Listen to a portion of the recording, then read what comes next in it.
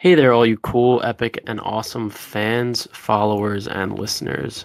You're now listening to episode 46 of the Cool, Epic, Awesome podcast. My name is Matt, and I am your co-host. And my name is Joe, and I'll be your other co-host.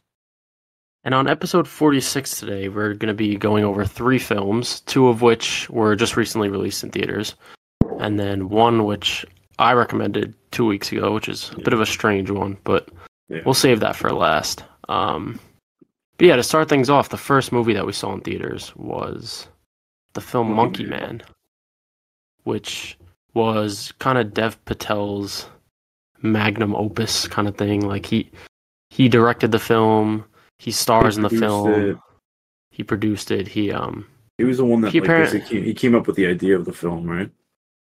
Yeah, I believe so. I mean, it seems like very much like a passion project for him. Yeah. Apparently, he turned down other large roles. Like other big opportunities. He said he turned down for it. And it seems like he put his body on the line for it too. Apparently, there was a bunch of complications while they were shooting the film. He broke his hand because it's a very action-packed kind of fight-heavy film. So it's always cool to see that much passion put into a project. You gotta respect them for that. Yeah, because Hollywood's very cynical. A lot of stuff is just made for money. But I actually, before we talk about the movie, I want to talk a little bit about the story of how the movie was even made.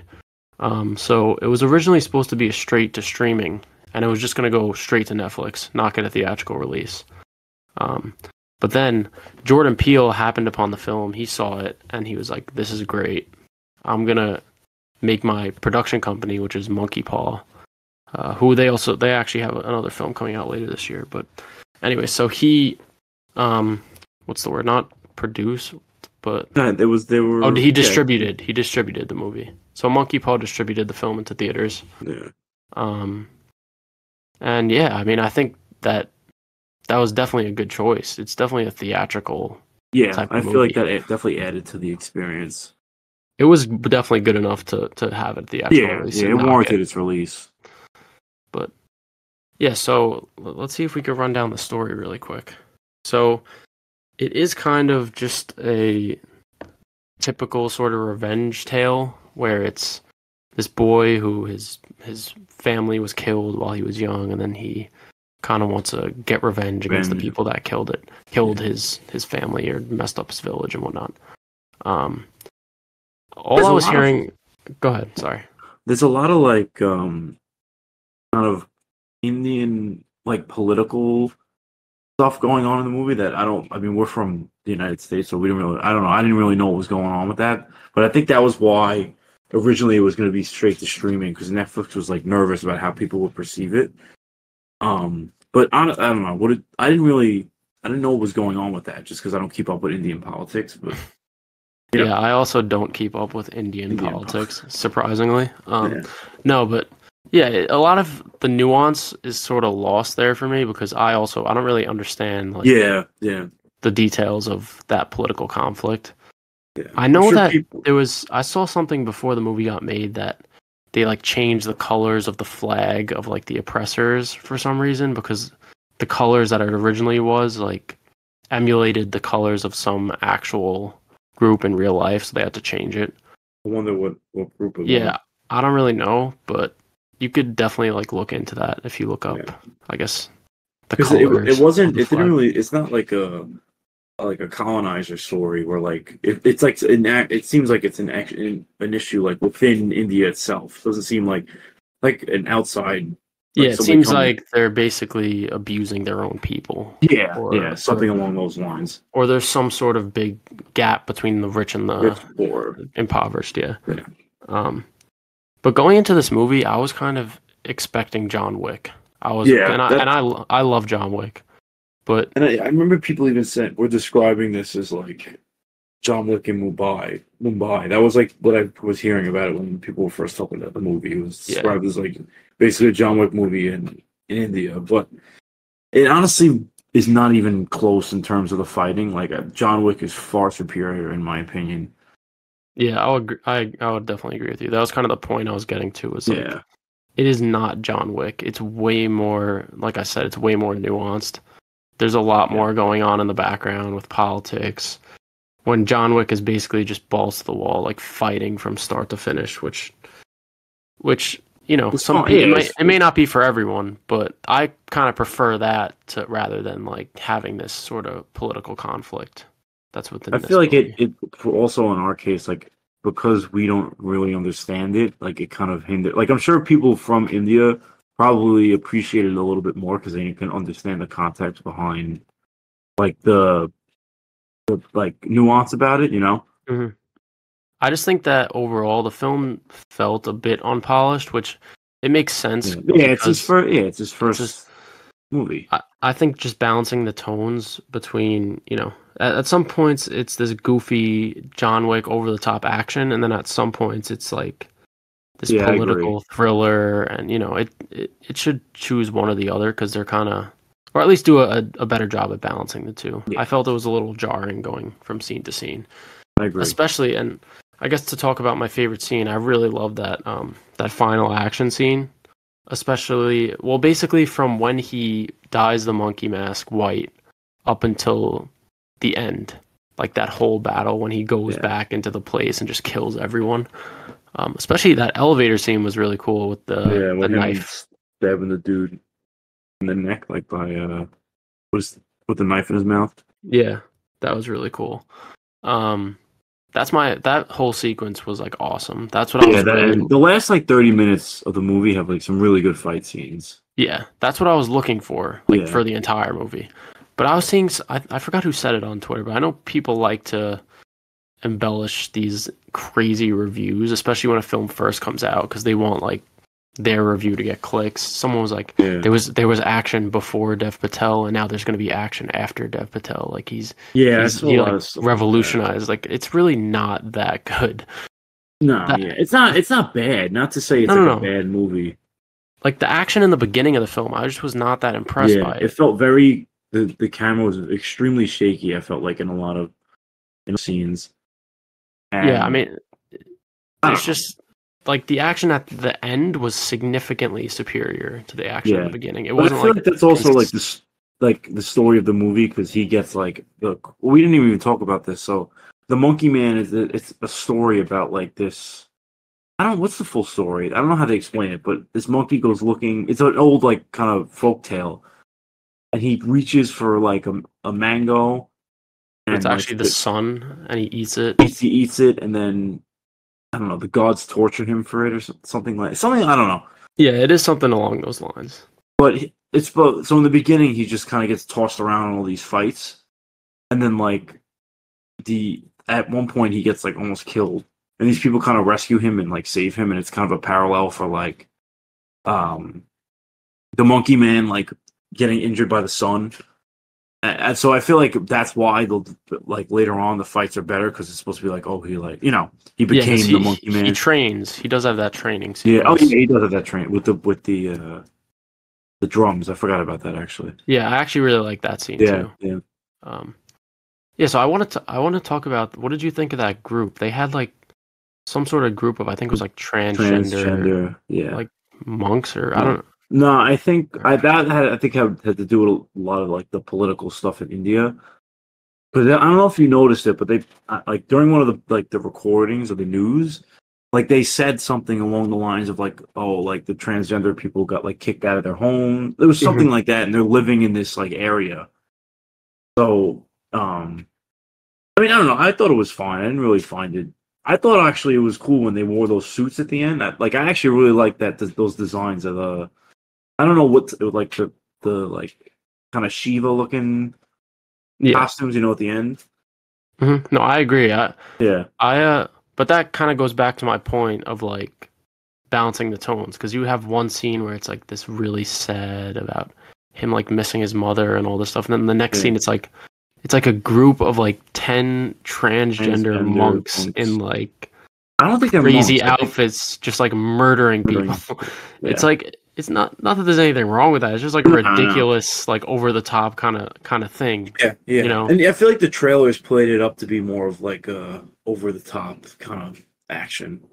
Yeah, And to me, yeah, it was just a little bit too melodramatic at points. I would have Yeah. just appreciated the full, not Yeah. obviously not satire, but just like over the top nature Yeah. of it. And you said your favorite scene was the Just that final fight with that group of people, like when he makes his way up through the, I yeah. guess that's like a hotel or something.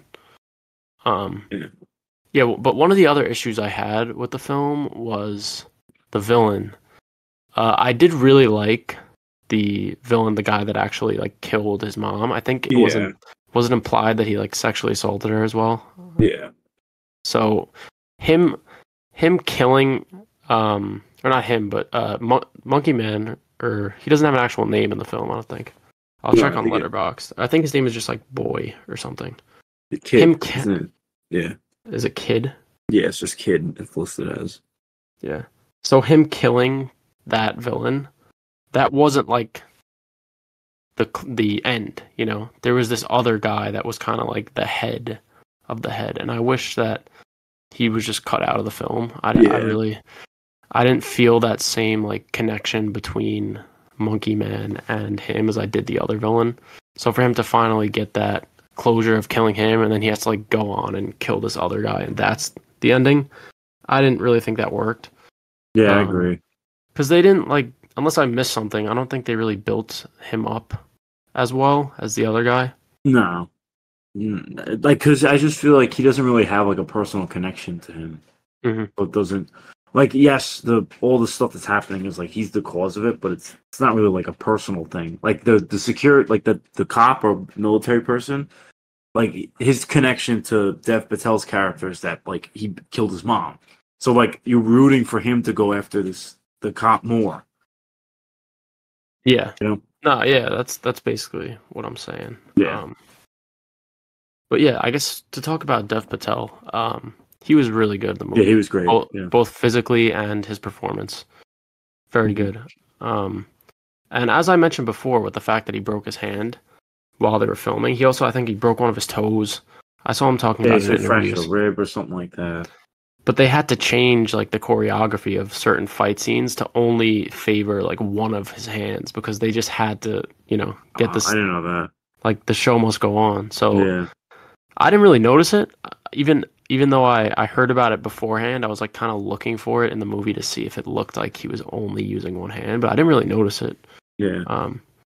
But that is pretty cool that he you know, they kept on with the production. Yeah. No, credit to him.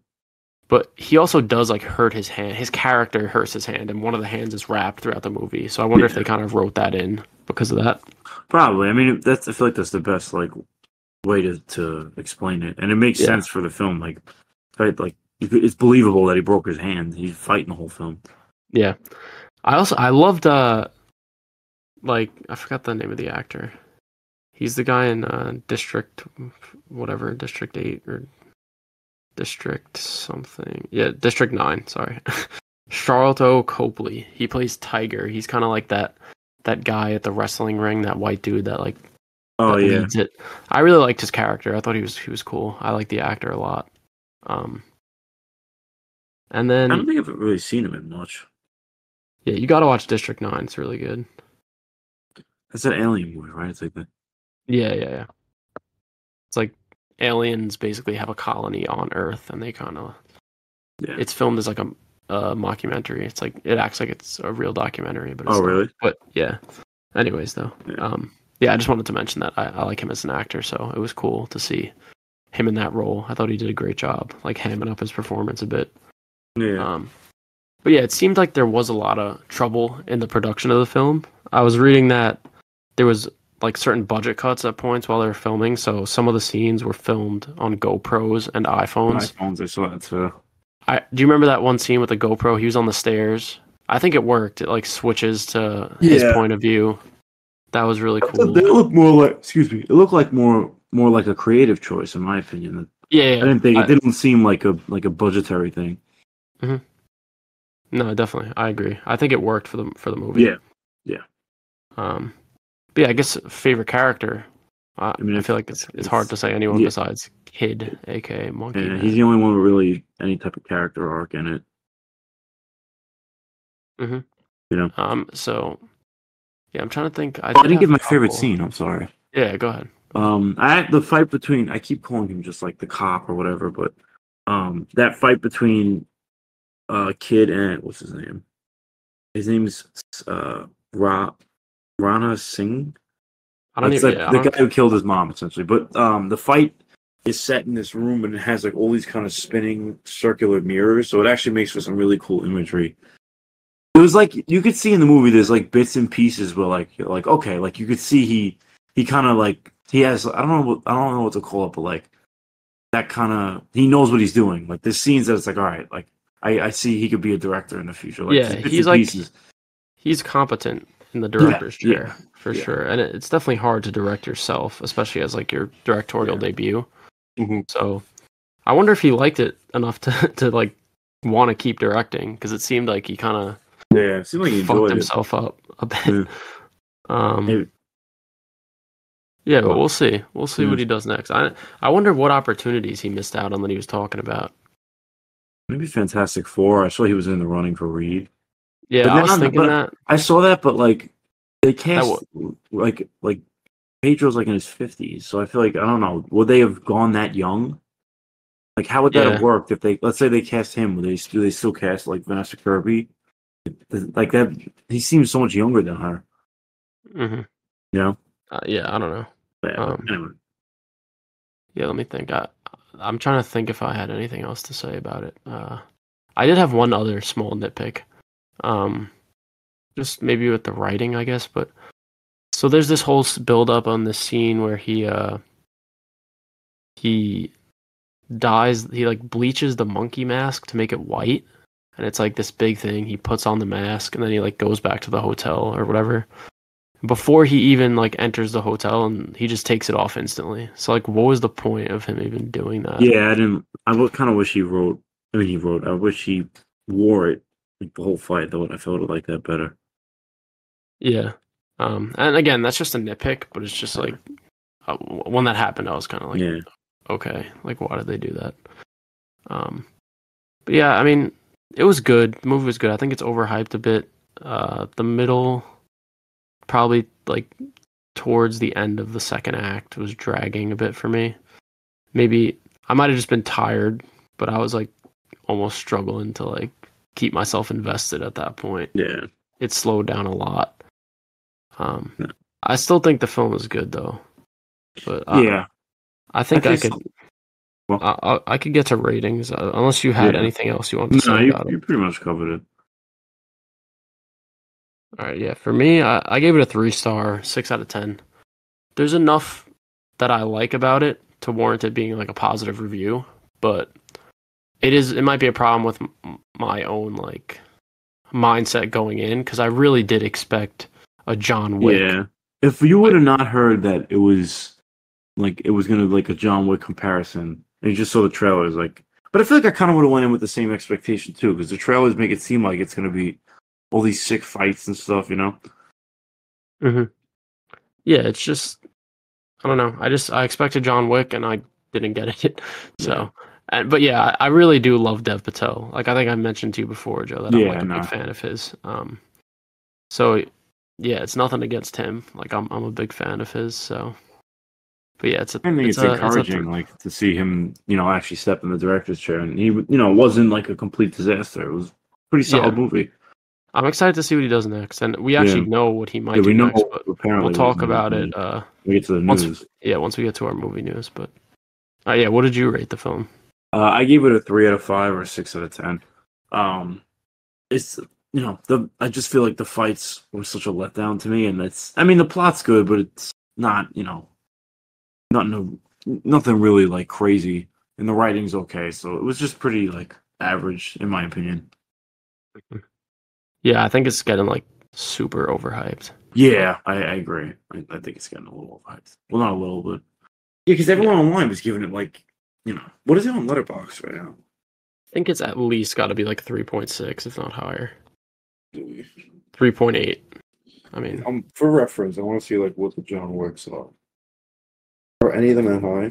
I feel like John Wick 4 is John, definitely higher than that. John Wick is 3.8. John Wick 4 is 3.9. John Wick 2, 3.7. John Wick 3, 3.7. Yes, they're around the same. Yeah. But I think it's a step below John Wick, and I don't think you. I mean, you do too, but yeah. But all right, yeah. So maybe we can move on to our next film that we saw in theaters. You actually just saw it. I just saw this, yeah, because So I had weird work schedule this week. So you could maybe give a little introduction to this next So, film that was in I theaters. saw Civil War, which was directed by Alex Garland and stars Kristen Dunst and did I say it right? Yeah, Kirsten Dunst, and I forgot. Honestly, that's like the biggest name. Kaylee Spaney as the younger girl. Nick Offerman plays the president. Nick Offerman plays the president, and it follows these journalists, war photographers, during an American Civil War, and they don't really explain. I going into the movie, I thought it was going to be more of like a political thing, but it's actually it more just focuses on the characters, and it's really just about. Her name is Lee, Kristen Dunst's character, and Kaylee Spaney's character kind of tags along with her for the ride of like them. They want to go photograph some stuff going on during the war, and it's just kind of like the dynamic of like she's an older photographer, and then the girl's a younger one, and it's like just kind of teaching her the ropes. But I know that you liked it a lot, the movie. Right? Yeah, I was a really big fan of it, and it's actually funny because you probably remember I told you when I first saw the trailer, I was like, this movie is gonna suck. Yeah. Like I just thought it was gonna be like political propaganda of like just shoving in our face like, oh, this one side is so bad, this one side is so good, but it's really not like that at all. They don't even contextualize the war at all. There's like, oh, there's a Texas and California are seceding. They don't say why. They don't say what has happened to lead up to that. Yeah, it's way more about pushing the message of how bad war is in general and how it affects the characters. And how, at the end of the day, there is no winner of war. The loser is always like the people. The citizens always lose. Yeah.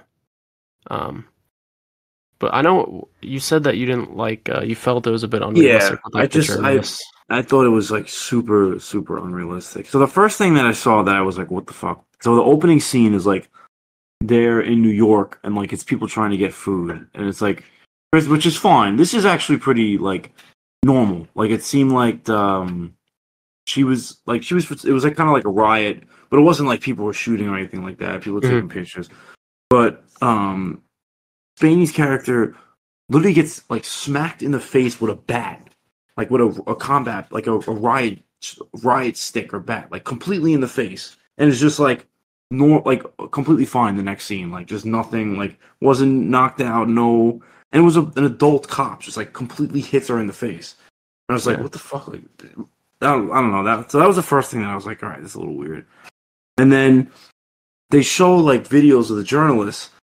And there's like videos of them like literally face to face with a man, and she takes a picture of him and he's getting shot and lit on fire. Like in any war, there's no scenario where they're gonna let a journalist take a picture of them like shooting a guy multiple times and lighting him on fire. And it's not just one scene, there's multiple scenes in the movie where like journalists are just taking pictures of things that are like blatant war crimes that they would never let them take pictures of ever.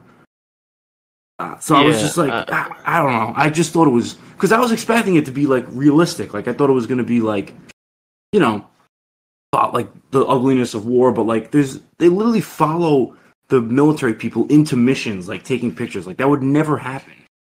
Yeah, I don't think it's supposed to be set in like our. No, I know. I'm a little nitpicky, but. I understand. I understand what you're saying, but honestly, that thought never even occurred to me while I was watching it. I wasn't thinking like, "Oh, they wouldn't let them do this," even though you're right, they wouldn't. But yeah, I kind of felt that it was more of like a means to an end. It was just showing. No, yeah, how numb her character was. Like there's a line she says like, "We don't ask questions. Like we take pictures so other people ask questions." Like I like that. I thought that was really cool. Like the character side of the movie I really liked. Like all the characters were great. The script was really good, really well written. It was just more of like that stuff that like the actual like kind of decisions of the characters too that I kind of didn't understand. Yeah, But and Alex Garland is a great writer, so it yeah, makes sense. yeah. I'm a big fan of his other films. I loved Men. I loved Ex Ex Machina. Machina. Ex Machina is probably his best film, I think. Yeah, But I think still it's definitely mhm. his best. But but yeah. Did you have any? I feel like I've been taking up the whole thing about it. no, you're good. What do you have anything to say about it? That I missed? I also I liked how there was no, like I mentioned before, there's no good or bad guy. Like Yeah, they it's just both like sides kill innocents innocent who are people. Yeah, surrendering. It's both the president, like his, I guess the he's Americans, which would be like Jesse Plemons cameo, his character, and then also the no. people who were I thought rebelling. Jesse Plemons was on the rebellion side. I don't think he was with the, what was it, the WF? I don't think he was with them because No, I think he was because remember, like they're going towards DC. They were like when they were in that camp, like after the that scene with Jesse Plemons, like they follow them to go to the president.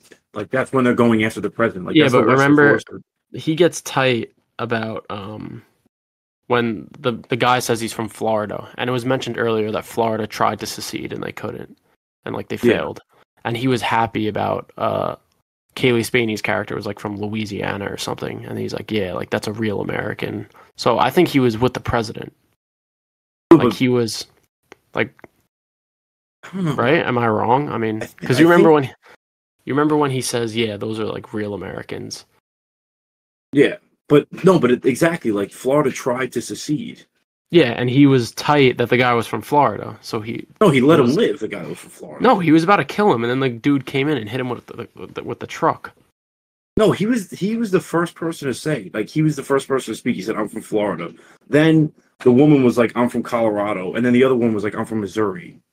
Like, Yeah, he but was the first person to say it. I don't know. To me, he was. I thought that he was on like Let the me side see. of the Maybe U.S. no, I thought he was on the Western Forces side because they were I don't know. going towards DC, and like that area was all occupied by like. Hold on, wait. Let me go in the letterbox. But yeah. Also, this was also. I thought this was. You'll probably agree with this. So there's at the end basically the whole story is they want to go and interview the president. They're like the U.S. is losing the war, and they want to try to interview him before because the writing's on the wall. Like they're going to lose, he's going to die essentially. Like he's going to kill the president. So they try to get to D.C. before like they kill him. So they end up following, which again, this would be like they sent the camera crew to follow the U.S. assassinating Osama bin Laden. This is like what. Like a similar, you know what I mean? Like it's a similar type of, like again, absolutely bananas that they would even allow. And there's like a little, not a little girl, but a young woman there too. But anyway, so they go and they go to follow, and there's like a huge shootout, and they're all like following each other and stuff. And then Bainey's character jumps out to take a shot, and this Kristen Dunst kind of gets in the way, and she gets shot. At least it's implied she gets shot. Yeah, she definitely got shot. So she takes a picture of her and she falls. But then like the guy who's been working with her for years, she's dead on the floor. Just like does not even acknowledge her, does absolutely nothing. He's like, come on, let's go. And like to follow these people to take another picture. Yeah, because all he cares about, though, that shows a lot about his character. All he cares about is getting that interview. But the scene before, he watched like this guy that he just met die, and he's like freaking out, crying, so upset. And then he just watched this woman that he's basically like best friends with just die right in front of him, and doesn't even like no tear, nothing, just doesn't even acknowledge it. It's just that's a good point. That's a good point, but it wasn't the death before was kind of like yeah, it was after the fact where he was like going crazy. Like this was kind of all in the moment. He was so close to getting that thing that he kind of like just was like, it's too, like, I'm not gonna cry now over this girl. I gotta get this last quote from the president. But they don't. They just like leave her body. They don't even. They just like come on. Like no. They've seen. They don't even acknowledge her death. Nothing. Like they're just like all right, and then they just move on to the next scene. Yeah. I didn't like her sacrifice. I honestly thought that they should have killed off the girl. Yeah, I thought they. I didn't, just to show like how her character changed. I mean, yeah. I really like how those two in particular are written. Kirsten Dunst, what is her name? Lee. Lee and Jesse, because they're basically like foil characters of each other. They're complete opposites at the beginning. Kirsten, who she gave a great performance, by the way. Yeah, no, she's kind of playing she's playing MJ, and that's just a reporter. I was thinking about that while I was watching it. No, her character is like completely disassociated, completely distant, and she did a great job portraying that. Even with just like the facial acting, when she's just like standing there, you could tell how, like, just by looking at her face, you could tell. Yeah, she's seen so much. And then by the end of the movie, after losing that guy, who I guess I don't know if he was like a father figure to her, or he was some sort of like person who was very, very close with her, maybe like a mentor. Yeah. And then in that final scene, she's like losing it on the battlefield. Meanwhile, Jessie, who's the young girl who at the beginning couldn't even get herself to take a picture of someone getting shot, is jumping into action, getting all these shots of people getting shot. I believe more, because they're kind of like, I don't know. Why would her character deteriorate? Lee? Like, what happened that made her, like, I don't know. Like, I think she just reached her breaking point with that guy dying. Maybe. But I like how they flip-flop positions. And there's that scene earlier where Jesse is talking to Lee, and Lee's like, you can't like think about this stuff. You just take the pictures, and other people can decide like what's right or wrong. You're just there to take pictures. And then Jesse's like, would you photograph me getting shot? And she was like, I think you know the answer to that. She's like, what do you think? And then at the end, it's like the opposite, because Jesse ends up taking the picture of her getting shot. So I thought that was good, like circling back to that. Good foreshadowing. Good writing there. Yeah. Let me see. Let's talk about my favorite scene. What were you gonna say though? You go ahead. Also, like, when they go to assassinate the president, like, they're literally like have a photo op before. They're like, wait, and they take a picture, and then he asks for a quote, and they kill. Like, it was just like, I don't know. I thought it was so ridiculous. And then they like pose with the photo of the president's dead body. I was like, this would never happen. I don't know. I mean, maybe I'm being a little nitpicky, but that's... No, I understand. Like, I understand where you make fair points. I also like the scene with the president at the end where he's like, "Wait, we need a quote." Yeah, no, he says, "Please don't kill me" or something like that. Yeah, something like that. And he's like, "All right, yeah, that's good." Then they kill him. I like that part. Yeah. But my favorite scene, I think, that was the Jesse Plemons cameo. I really like that scene. Yeah, he was fantastic in the scene. I actually also like the scene of when they're driving through the burning forest. Yeah, and the guy's dying. He's bleeding out. He's kind of like losing it a little bit. I thought that was a really good scene. Yeah, but that whole Jesse Plemons scene, it's so tense. Yeah, it is. You don't know like who's gonna get killed, who's gonna, because he just like shoots two of the people, just doesn't even like think about it. Yeah. And then there's the part where the guy comes back and hits him with the truck, and then Jessie falls into like the pit of all the dead bodies, and you could see her face is like, she's like completely distraught. She ends up like throwing up when she gets back to the car. I think that might have been the point where she just like went over the edge of just like becoming more numb to this stuff. One thing that I want to talk about also, did you see the movie in IMAX or no? Yeah. Where it wasn't like the shooting and the gunshot sound effects and all that, wasn't that like really well done? Yeah, everything. It almost felt like with all like this the like scream, like I'm not the screaming, but like the call outs and stuff. It felt like almost like it was a real type of military operation. Like, it didn't feel unrealistic. The fight scenes seemed like, just like the gunshots in general sounded very realistic. Almost like, I don't know if you ever seen Heat by Michael Mann. No. That movie always gets praised for how realistic the gunshot sound effects are. And I really felt that with this movie. I loved like the last 30 minutes or so when they do that last sort of raid on the White House. The helicopters, like the gunfire, the warfare felt like real. Like, it felt like a realistic depiction of like what people fighting would look like. Yeah, definitely. No. But yeah, what did you have a favorite scene? Yeah, I said the scene with the fire. Oh yeah, I'm sorry. Then favorite character, mine was Jessie, played by Kaylee Spaney. I'm really starting to like Kaylee Spaney a lot more now. I saw Priscilla last year. She was great in this. She's going to be in the new Alien movie. And she's a pretty young actress. I think she's in like her early 20s. So I think she did a great job in this. I like the journey that her character went on through the movie. And yeah, I thought she was great. So I don't know if you agree with me or if you like someone else better. I agree. Kaylee Spaney was my favorite character as well. I mean, Kristen Dunst's probably second close, but honestly, all the characters are really good in this. Even Stephen Henderson, his character was really good. Yeah, I actually love that guy.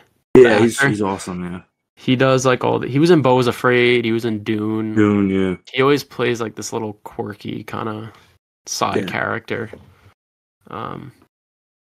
And yeah, I didn't realize the guy Wagner. What is it? Wagner Moura. Maybe? Moura. He plays the villain in Puss in Boots. He plays the wolf. Really? I didn't know that. Yeah. Because I didn't recognize him from anything, to be honest. Yeah, neither did I. But he sounded familiar, and I was like, "What? That's probably it." And now I know where. Yeah. I'm trying to see if I wrote anything else down that I wanted to talk about, but I kind of also like that scene. It's kind of their first mission that they go on, where it's like that shootout between the WF and then those army guys. Yeah. And then there's basically that scene where they put bags over the heads of the military guys and just kill them in cold blood. Yeah. Like, but then the scene instantly transitions to like this happy music, and then they're like, shaking hands and celebrating. I really like the contrast between that and just showing how desensitized like they are. Yeah, and I'm trying to think, like, what was the point of the movie? Like, what was Alex Garland trying to say here? I think it's just the ugliness of war. Yeah, I mean, to me, it was definitely one of the most anti-war films I've ever seen. I know a lot of movies claim to be anti-war, but they kind of glorify war. They show war as, I guess, maybe like noble, and kind of like sexy in a way. Like Apocalypse Now says it's anti-war, for example, but there's like these big scenes of like helicopters over the sunset, and it's kind of like this big, But this wasn't really like that at all. It really only showed bad things about everyone involved, every side. There was no good guys, really. No. Everybody loses in the end. Yeah, so I think he got his point across. I think it worked well. Yeah. I don't I don't like the movie's bad. I don't. There's a lot of like character choices. Like I just don't know. I don't know. Not character choice. What would you call that? Them like depicting them like just going into battle as if they're soldiers. I guess that's just unrealistic actions. Yeah. I don't know. Because it's like it's not even like they're literally like next to them, like following them, like when they're like they signal to go, like they're next to them, like you'd think that. Yeah, it seems like within this world though, it seems like the soldiers are trained to look after these media people. Like they were. It wasn't like they were like, "Yo, what are you guys doing here?" They were like, "Oh, stay behind me. We're going this way. You go this way." Like No, but then remember in the president's thing, the guy was like, "Stay the fuck out of our way." Yeah, because they probably aren't supposed to interfere. But there was times where, remember, the girl says to him, she's like, "Oh, I'm gonna go left. You follow me. All right, you got it. We'll go left." So like they're trained to sort of, like take care of these people. It seems like when Kaylee Spaney's character ran out, the woman like grabbed her and pulled her back at certain points. Yeah. So I feel like just within this world, we're just supposed to accept that this is a thing that happens. But I see what you're saying about how it's unrealistic. I guess because I went in with the expectation that this was going to be like a realistic depiction of like. I mean, honestly, besides that, everything else is pretty realistic. Yeah. To me, I'm just like amazed at how anti-political this is. Like it was like shocking to me. I don't understand how it's not implied what happens, but I know that they refer to the president as like a fascist a couple times. Yeah, and they say that he like performed drone strikes on his own citizens and stuff. Yeah. I know that Texas and California is like a strange pairing, but Alex Garland actually, he was interviewed and he said the reason why they are joined is because they put their political differences aside to both recognize like how bad the president was to go against him. Yeah. Which I guess that makes sense, and it also helps in making it anti-political. Yeah. But yeah, genuinely shocked by how I just like don't. The fact that he pulled this off about a future American Civil War without making it Like political, really making anything political is I major respect. It's honestly more. It's like it's a character story inside the setting of a war.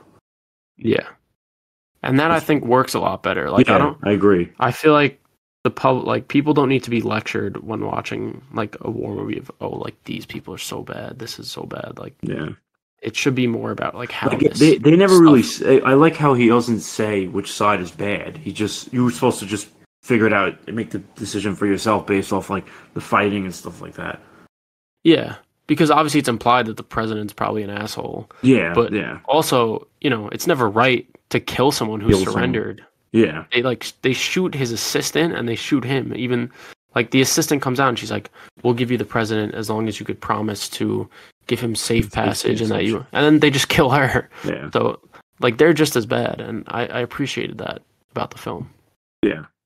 So yeah, I guess do you want to rate it? You can give your ratings first. Right? Yeah, I gave it a 3 out of 5, so 6 out of 10. Like the character moments and the fighting is all great, but like something about them just following the military around directly just felt so like weird and off to me. Like I couldn't take it seriously. Mm-hmm. Yeah, I understand. Yeah. Me personally, I gave it a 4 stars, so an 8 out of 10. I was a much bigger fan of it, I think, than you were. I never really thought about how that would be realistic. But yeah, I don't know. I think that the movie worked very well for what it was trying to do. And I loved how it was mainly just character based. And it's not about, even though it's called Civil War, it's not about the war, it's about the characters. So, yeah, I hope Alex Garland keeps working. Apparently he's going to retire from directing. And he has another, what's that other movie he has? It's called Warfare. It's going to be set during the Iraq War. But I guess after that, he recently said he's going to take a step away from directing and focus more on writing. So maybe after that film. Yeah. Oh, no, wait. Oh, no, he is directing it. Never mind. I think he's a great writer. So either way, doesn't matter. But yeah, I think I was overall very surprised that is going to rank high among my movies that came out this year. Yeah. Let me see where it ranks. And we could also just quickly touch on another movie while I pull up my list that you mentioned you wanted to talk about. Yeah. So of 2024, this is my 5th highest. But my 3rd highest of the year is actually The First Omen, which is another big surprise that we both saw. And Joe, I know before we weren't supposed to talk about it on the episode, but just since it was so good, I know you mentioned you wanted to discuss it a little bit. So I mean, I don't know about you, but I think it's the best horror movie prequel I think I've seen. Like it's just so well put together, and it understands like how to acknowledge the first movie. Like if you've watched the first movie, you definitely like pick up on a lot of this stuff from the original. Mm-hmm. But if you don't, you could watch it on its own, and it's still a really good movie. And it's actually genuinely scary. Like the scares aren't like cheap jump scares. Like they're well built, like slow burn kind of scares. Yeah, it was one of the scariest movies I've seen in a long time. Yeah, like I was genuinely scared. Like scared in my seats. No, I was just talking like that's the first time I think I've been genuinely scared in a theater in a long time. Yeah, I mean for me it's a bit easier. I do honestly scare a bit easier than you, I think, but I loved like how visceral the movie was and how much it was willing to show. Yeah, like remember that I mentioned to you this one scene with a hand, and I didn't want to spoil what it was. Wasn't that crazy? That was sick. It was like I didn't think that like it's like so. But it was for spoilers. Spoiler alert. They show basically this woman's giving birth, but they show like as if the woman's giving birth, like everything, like you know. Yeah. So obviously that's not the most pleasant sight to see. And then like as she's giving birth, you kind of see like this like really like skinny and like long nailed kind of demon hand like come out of like her vagina essentially, and then the woman faints. But like it's such a good use of body. The body horror in the movie was really good, and it was like mostly practical effects. It seemed like. I feel like a lot of times they shy away from showing like first of all, genitalia in general in a film is kind of like a lot to show. I mean, I know Saltburn obviously had like Barry Keoghan's dick out at the end, but they literally like show this woman's vagina and like a disgusting, it's like slimy. It's a plastic. I mean, obviously, it's like, you know, it's not a real thing, vagina, but still, it shows it. Yeah. I was like, when I saw that, my jaw dropped. I was like, holy shit. Yeah. I guess I'm a little more desensitized to that because, like, I'm a nurse and I deal with shit like, you know, body parts and crap. But it was then I didn't expect them to show something like that in the movie. Yeah. There was a lot of great scenes like that. Yeah. But I wonder, for those of you who have seen the film, you know that it ends sort of like setting up for there's this other child that's born besides Damien, because in the original Omen movie, Damien is like, you know, he's the Antichrist that was born.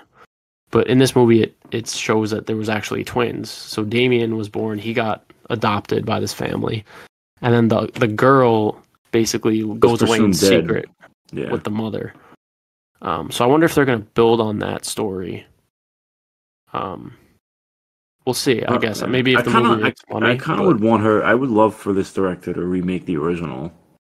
I think not like because I feel like she could do it really well. She understands like what makes the movie scary. Yeah, I don't know. I mean, I'd be down for it. I also really love the performance by the girl. I've never seen her in anything before. What's it? Tiger something? Yeah, she has a cool name. Let me see what it is. Nell Tiger Free. Yeah, Nell Tiger Free. Oh wait, apparently she's in Game of Thrones. She is? Marcella Baratheon. She must have been a small character because I don't remember seeing her. Marcella Baratheon. Who the hell is that? Let me see. Isn't Baratheon a house? Yeah. Oh, she has a small part, bro. I don't. But whatever. What's it called? But yeah, that movie is another one that surprised me. Anytime you see one of these like big name horror franchises getting a modern retelling or prequel, sequel, whatever, it's hard to get excited for it because a lot of the time it's like trying to, you know, just make money off the name. But this was very well made. Yeah, this seemed like she approached them with this idea. It didn't really seem like they were like, oh, we want to make a prequel, and like it feels like this was like pitched. Yeah, and you know, Bill Nighy was in there too. He's one of my favorites. Mm. So did she write it as the director? I don't know. Yeah, she's one of the writers. But all right, yeah, I just wanted to talk about that quick. Definitely go see that if you're into horror. Yeah, I think that was the best horror movie of the year. I think so. It was better than Immaculate, yeah, and I really liked Immaculate. Immaculate was good too, but this was a scarier movie and a better movie in my opinion. All right, so I guess we get to some movie news. I think there was a lot of stuff because recently CinemaCon happened, so some trailers, a lot of like descriptions of footage that they showed, announcements about different movies and whatnot. So, but let's see from the latest thing that happened, or the earliest, I guess. Oh yeah, so we actually ended up getting more set photos from the new Daredevil show. I know we had like talked about other set photos before showing his suit, but we got like real good looks at Jon Bernthal returning as the Punisher. And his costume looks great. Yeah, he has like all his blood. He has the big white skull. They're not shying away. They're making it more like his comic book suit. I never actually watched the Punisher series. Oh, really? Did you watch it? Yeah, I watched the first season. It's solid. I'm really excited that Jon Bernthal's coming back because I'm a big Walking Dead fan. At least I was when I was younger. I used to like actually be up to date with it, and he was great in that show. I've always been a fan of him since then. And you could tell he really loves the character of the Punisher. Yeah. I know they also showed pictures of like cops wearing that logo. Yeah. And I think I had heard that there's gonna be this thing where he sees sort of these corrupt cops using that logo, and he's like gonna get tight and be like, you know, that's not who the Punisher is. Yeah. So that story could be cool. Pretty but seeing like Daredevil in this bright red suit and then Punisher with this huge logo like side by side in the set photos was really cool to see. Yeah, Um, I'm really I'm not excited for sure. like well, I'm not sure when the show is coming out. I probably think is it end of this 2020. year or next year? Nah, sometime next year. I'd say probably spring or summer 2025. Yeah, I also saw that they're gonna shoot season 2 at the end of this year. Really, I didn't even know that. Yeah, November of this year they're gonna start shooting season 2, which is pretty Interesting. cool. I mean, Yeah, I mean they must be confident in it if they're already going for season 2. yeah, but we already saw Marvel's. They said they're gonna take a more like serialized It is television cool. approach instead Yeah, of I these mean mini series. look at. I mean, probably the best series I think they've done. X-Men '97 is like they're doing like a regular release schedule, and I feel like every week it just keeps getting talked about. Yeah, I haven't been watching, but I know you have. I don't know if you Yeah, want to I talk about it a love little it. bit. I mean, I watched like some of the original, but you really don't need to. Like, this is some of the best stuff Marvel has ever done. It's so well written, and the X-Men are just really cool characters, and it's like refreshing to see like a cool like they utilize Cyclops in this series. Like they actually like use him as a character, not like in the movies where he's just kind of like he actually doesn't do anything in the movies. I rewatched the X-Men recently, like all the movies. The James Mac, what's his name?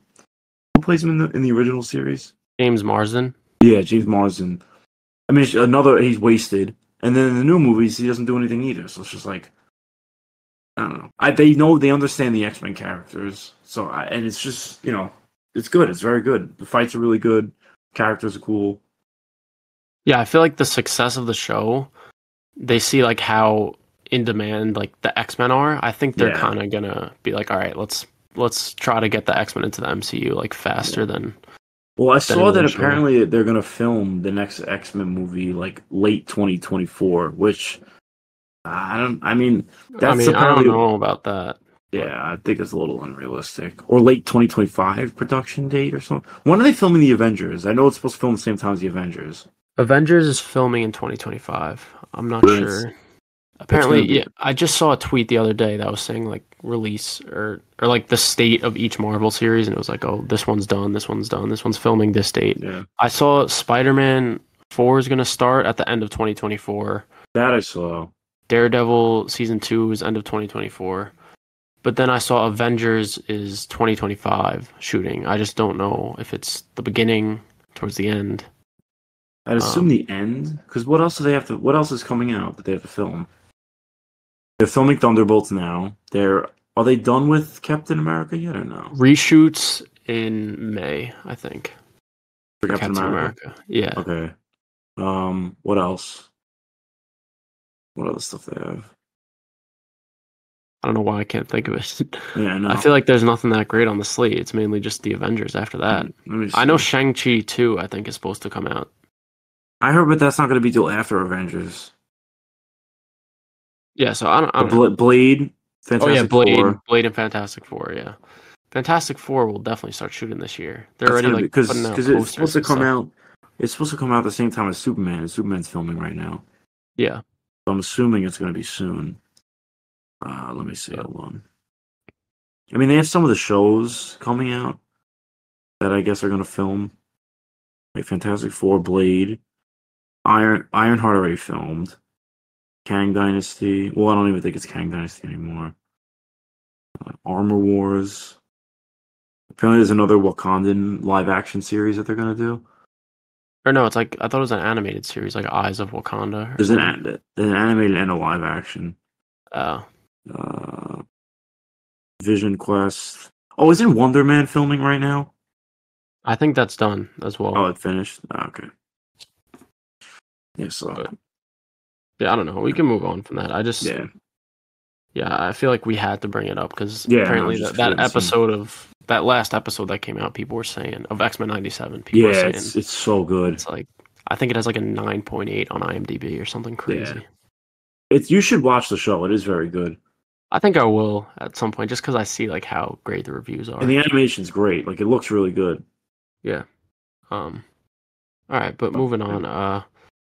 This has a little bit to do with Spider-Man 4 in a vague way, but it was announced that they're making another Matrix movie. Oh yeah. And you might be wondering, what the fuck does that have to do with Definitely. Spider-Man? But Drew Goddard is in Writing and talks directing. to write and direct, and he was responsible for the Netflix Daredevil series. He And was in talks. He pitched this idea to Warner Brothers, I think. Really, I didn't know that. Yeah, I think he came to them with an idea for a new movie, The Matrix. Yeah, he was in talks to direct the next Spider-Man movie, but if he's doing this, I doubt that's going to happen. Which kind of sucks because I wish he did it. He would have been good for it. I mean, there's also really good directors that could do it as well. Yeah, definitely. But yeah, I don't know anything really about this Matrix movie. I really like the first Matrix. The second one wasn't the biggest fan of. Haven't seen the third or fourth, but I've heard the fourth is like really bad.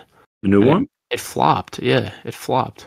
It made like no money. So I don't know why they're making a new one. Didn't it come out during COVID? Yeah, I guess that's a fair point. Not that I haven't seen it, so I'm not like movie could very well suck. I wonder if it's going to be a new thing or if they're bringing back, I mean, Keanu. I'm assuming they'll appear, but they gotta. I don't know. I haven't seen any of the other ones as the first, so I couldn't really tell you. Yeah, since this is coming out, I would say you should watch The Matrix. Oh yeah, of course, yeah. At least the original. It's such a classic movie, but. Yeah, I don't really have much to say about this. I just wanted to mention it in case there's any Matrix fans out there. Yeah, and then next piece of news we had was the Supergirl movie apparently has its director, and it's going to be Craig Gillespie, who is also known for his films I, Tonya, which is a very famous and very good film in my opinion, and Cruella. Both two female-focused with like strong, female protagonists, and both pretty good. So I kind of like this pick. I know you had some issues with it, Joe. I don't know. It just feels really weird to not have a woman direct Supergirl, Woman of Tomorrow. It's just like I don't know. It just feels weird. Is it just me? I understand. Like I don't want to be the type of person to be like, oh, they need to hire that, but like it's.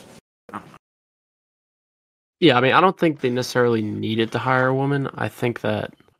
They probably should have. But if they are going to hire a man, I think it is good that they hired Craig Gillespie. Yeah, I know. Like, isn't he known for like working with? Well, Cruella is this. Cruella. It's this female empowerment story of Emma Stone's character, whatever. All this, I, Tonya, maybe not female empowerment because of the story. I'm not going to spoil it, but she's not like a hero. No, But just like female-led films, he's done them before. He knows how to handle them well. So I'm fine with the pick, honestly. Yeah. I mean, I think like for everything I've seen online, like in talent-wise, it's a good pick, but like it just would have been preferred to have a woman. Yeah. At least it was written by a woman. Yeah. So we'll see. And then what else was announced? Okay, so this is kind of a big one. Julia Garner has been cast as a female Silver Surfer in the upcoming Fantastic Four movie. There was actually some rumors earlier this year about how Anya Taylor-Joy was in talks to star as the villain or one of the villains, and now we're getting this news that Julia Garner is going to play Silver Surfer. So it sounds like those original rumors probably had some backing to them. Yeah, Anya Taylor-Joy probably for whatever reason said no. Hopefully because they're saving her for like Black Cat or something. But I'm not usually the biggest fan of like gender bending. But I really like Julia Garner and I think she's a great actress. So also I think that I haven't seen her or anything, so I can't really talk for it. But they said that this movie is going to be set in a different universe. So I feel like this is if they wanted to try something like this is the way they do it. And then if people are really positive, they can make the female Silver Surfer in the new when they come to the MCU, or they could make it like what's his name? What's the original character's name?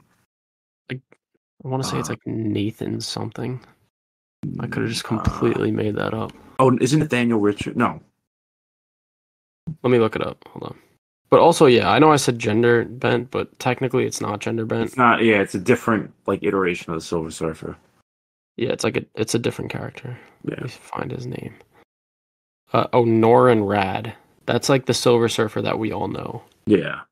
There's actually a rumor, not a rumor, but one of my favorite actors, Lakeisha Stan. I always say his name wrong. Lakeith Stanfield. Lakeith Stanfield tweeted like, "Oh, I thought I had this" or something, and then deleted it quickly. So people think that maybe he's in the running for like the MCU Silver Surfer, which would be kind of cool.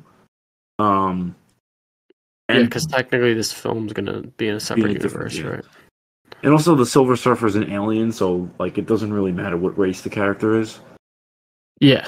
No, I wouldn't. Yeah, I mean, it's like it doesn't matter the race. They're silver. Yeah, exactly. But, yeah, it says Julia Garner is going to play Shala Bal, who's like a different Silver Surfer. I think that's like his love interest.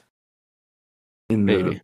I could be wrong. I mean, but for all intents and purposes, like it is basically just gender bent. Like everyone knows and loves like the Silver Surfer, as in, Norrin Radd, this just silver man, and they're just gonna make it into a silver woman. It basically is gender bent. I know people are like, "Oh, it's a different character, isn't that?" But I don't have a problem with it personally, especially the fact that it's her. So. Yeah, it also helped. Well, you said she's a great actress, right? Yeah, I really enjoy her. Apparently, her best work is in Ozark, though, which I haven't seen. But she's won a couple not Grammys. What is it? Golden Globes. Golden Globes. For that, for her work in there. So, or Emmys. What is the one for TV? Emmys. I think Emmys. Yeah. I don't know. But all right, and then I guess we're kind of just spewing out random shit. But this is like as our days went by. There's a lot of stuff at CinemaCon that we had to talk about. So we got our first look at Maggie Gyllenhaal's Bride of Frankenstein movie called The Bride, and we get to see Christian Bale as Frankenstein's monster. I don't know if I love his look, to be honest. What did you think of it? I mean, I can't. It's hard to. It's in black and white, so I don't know. Like, He kind of reminded me of Jared Leto's Joker. What, the tattoos? With, like the tattoos on him. A little bit. What does he have? He has tattooed on his head, right? No. He has like stitches across his head, which I don't mind that. He doesn't look like monster enough to me. Like it just looks like Christian Bale. Yeah. And then he has a tattoo that it looks like says hope on his chest, and I'm just getting flashbacks to Jared Leto's Joker. Yeah, I don't know. Well, it's supposed to. Did you read like the plot synopsis or no? I haven't. So it says, in the 1930s, Frankenstein monster travels to Chicago to seek the aid of Dr. F4ness in creating a companion for himself. The two reinvigorate a murdered young woman, and the bride is born. She's beyond what either of them intend, igniting a combust romance, the attention of the police, and a wild and radical social movement. Yeah, so it seems like it's going to be some different take than like the original. Because I don't know, bro, the original Bride of Frankenstein is like a fantastic movie. Like the OG, like 1940s one.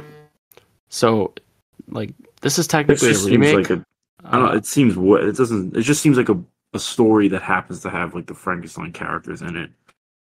Yeah, we'll see. I mean, these pictures aren't enough to tell, but apparently it's coming out in 2025. Although it is filming now. Yeah. So we're getting 2 Frankenstein movies this year. Yeah, Jacob Elordi is going to play him in another one, in Guillermo's, which should be good. It's also going to have Mia Goth in it. And Oscar Isaac. Yeah. All right, the next bit of news that came out, which I'm really excited for, is Denis Villeneuve's next. I don't know if it's his next film, but it's going to be one in his slate, and it is said that he's going to direct Nuclear War: A Scenario, which follows the events that would happen if a nuclear war begun, based on information from interviews with military and civilian experts. So his filmmaking ability with like a movie about nuclear war just seems like a match made in heaven to me. I mean, Dune is low key about nuclear war at some points. Yeah. So I'm really excited about that. Yeah, I mean, think about his upcoming slate, because I'll bring this up now too. Yeah. Doom Messiah is officially in development. Yeah. Which we pretty much figured, but he was also saying like he'll only do it if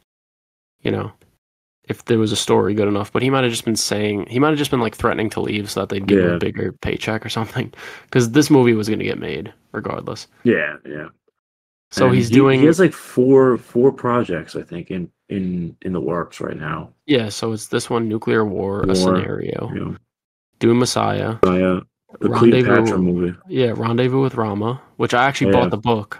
I have the book. I want to read it before the movie comes out. that's his next thing, right? I think that's his next thing. Yeah. Yeah. And then Um. I don't know when Cleopatra is going to be made, but that Apparently seems Zendaya sick is in it. Yeah. because like any with his like he's just good at making like big epic like scale Mhm. movies. Yeah. That's why I was saying this announcement about the nuclear war movie is Yeah, just it's really good. intriguing to me. Yeah. The only thing is, I'm pretty sure the book is nonfiction, and it says like the book is like, oh, this is based on all these experts, this is what would happen if a nuclear war actually happened. So I don't know if it's going to be like a fictionalized like telling of what they say, Yeah. or if it's going to be more like a documentary. So I'm hoping Interesting. it's more on the fictionalized side, but Yeah. yeah, that's anytime my boy Denis is working, it's a good day for me. Yeah. All right, yeah, we mentioned Mia Goth a little bit before. We finally got the trailer for Maxxxine. Yeah. It seems a little bit different than what I expected, to be honest, from the trailer. Yeah, What did she you think seems of it? almost kind of like a heroine in this. Like she's not. Yeah, She doesn't really seem like a, which I think is cool. I like that she's kind of not that she's good, but she's kind of defending herself in this. yeah, because they introduced there's this other killer apparently. What killer? It was like the Shatner.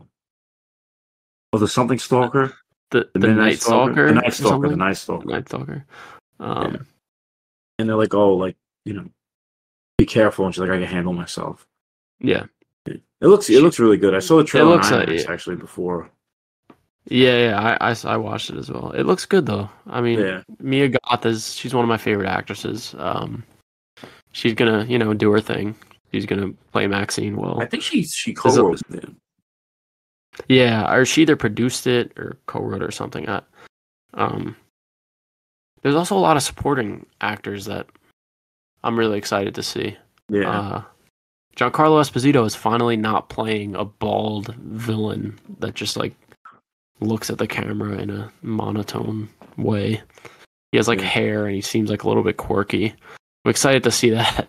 Yeah. I feel like in every single project he plays the same thing. Even the trailer for Abigail, he's playing like the same.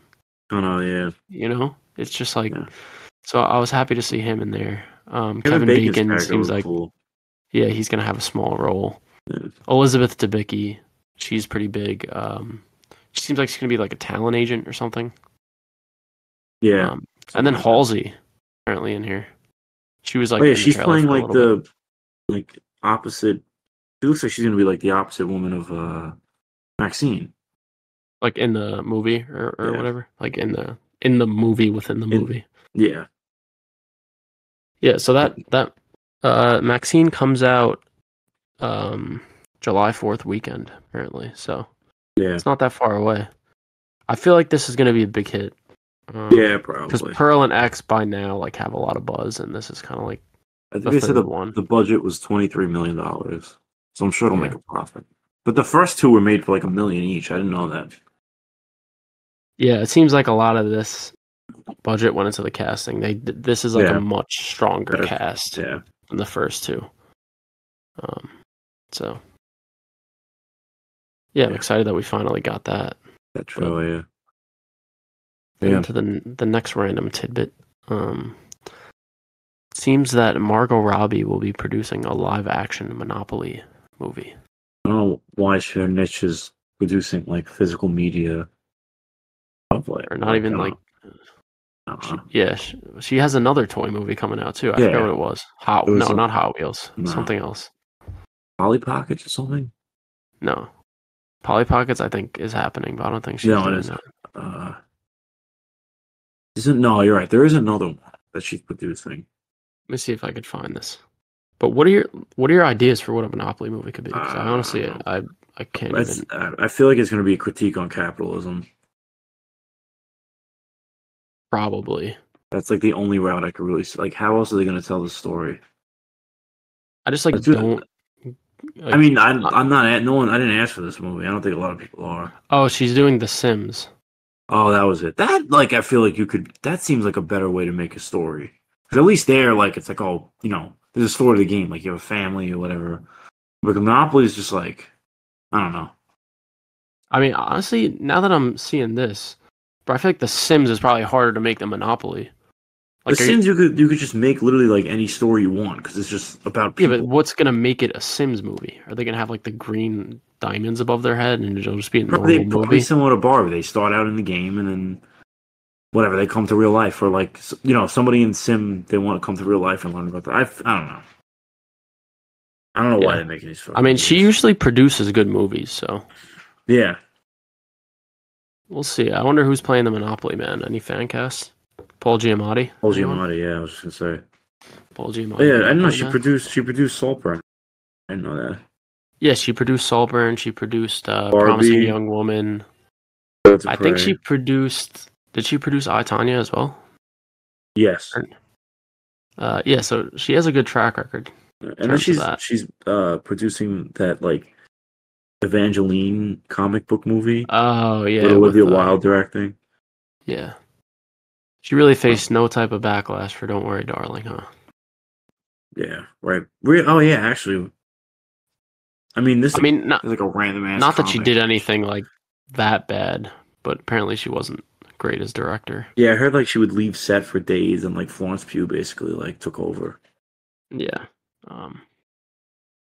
But yeah, we'll see. I mean, I don't know. It doesn't pique my interest quite yet, but I guess we'll see what they do with it. Unless they get Paul Giamatti as Monopoly Man. Yeah, then I'll be hyped. Then I'll be a lot more interested.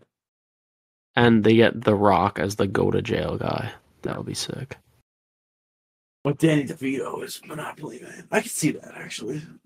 Yeah, I could see that. What do you think? They would have to make up characters. Like, at least Barbie had Barbie and Ken.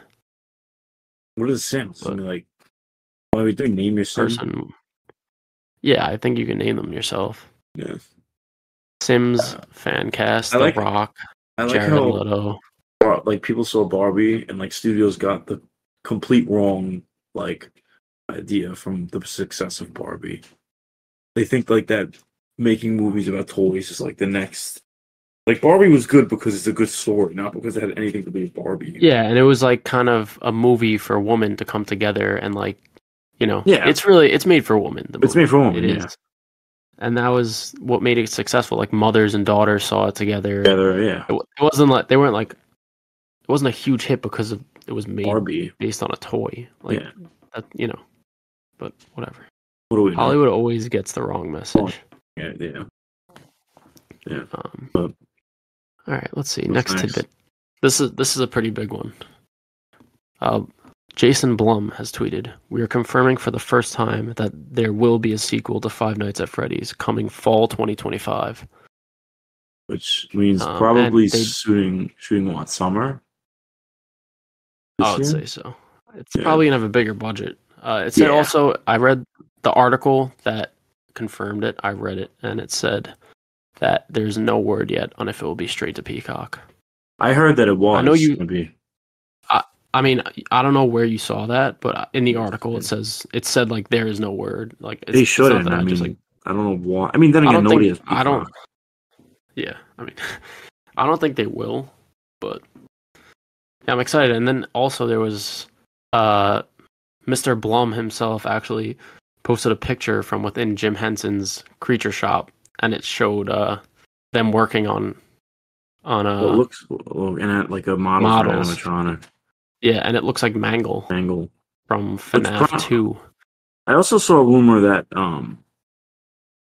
it's gonna be like they're gonna make it a little scarier, like or make it a little darker. Well, the thing is, if they're using Mangle, then that confirms that they're gonna use like the toy animatronics.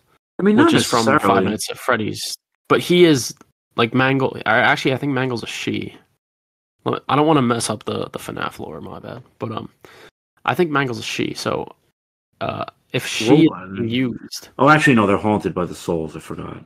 Like she's introduced in the game where there's all the toy animatronics. It's Five Nights at Freddy's 2, but the thing is that game is a prequel to the first Five Nights at Freddy's game. So I wonder if they're gonna do their own thing and just say that like the toy Probably. animatronics came after.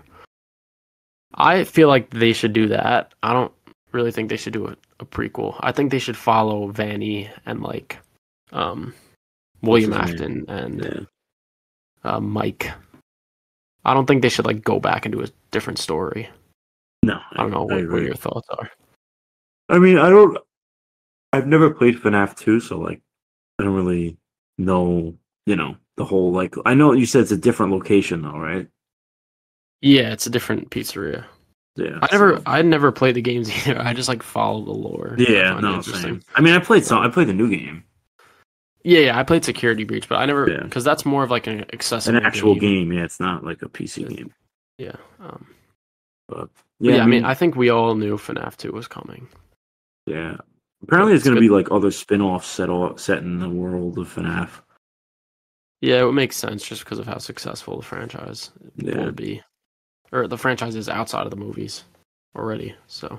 Yeah, like they just already have a built-in fan base. It's just, and they don't like. They'll probably just keep the cast like relative. They're not going to get any big names because like all they really care about is the animatronics. So they can keep the budgets relatively like lower. Mm-hmm. Yeah, it's basically a recipe for success. Yeah. But yeah, all right, moving on from that. This is the last thing that I had personally for news that I wanted to discuss. I don't know. You could bring up anything else after this show, but I mentioned before we watched Monkey Man, obviously.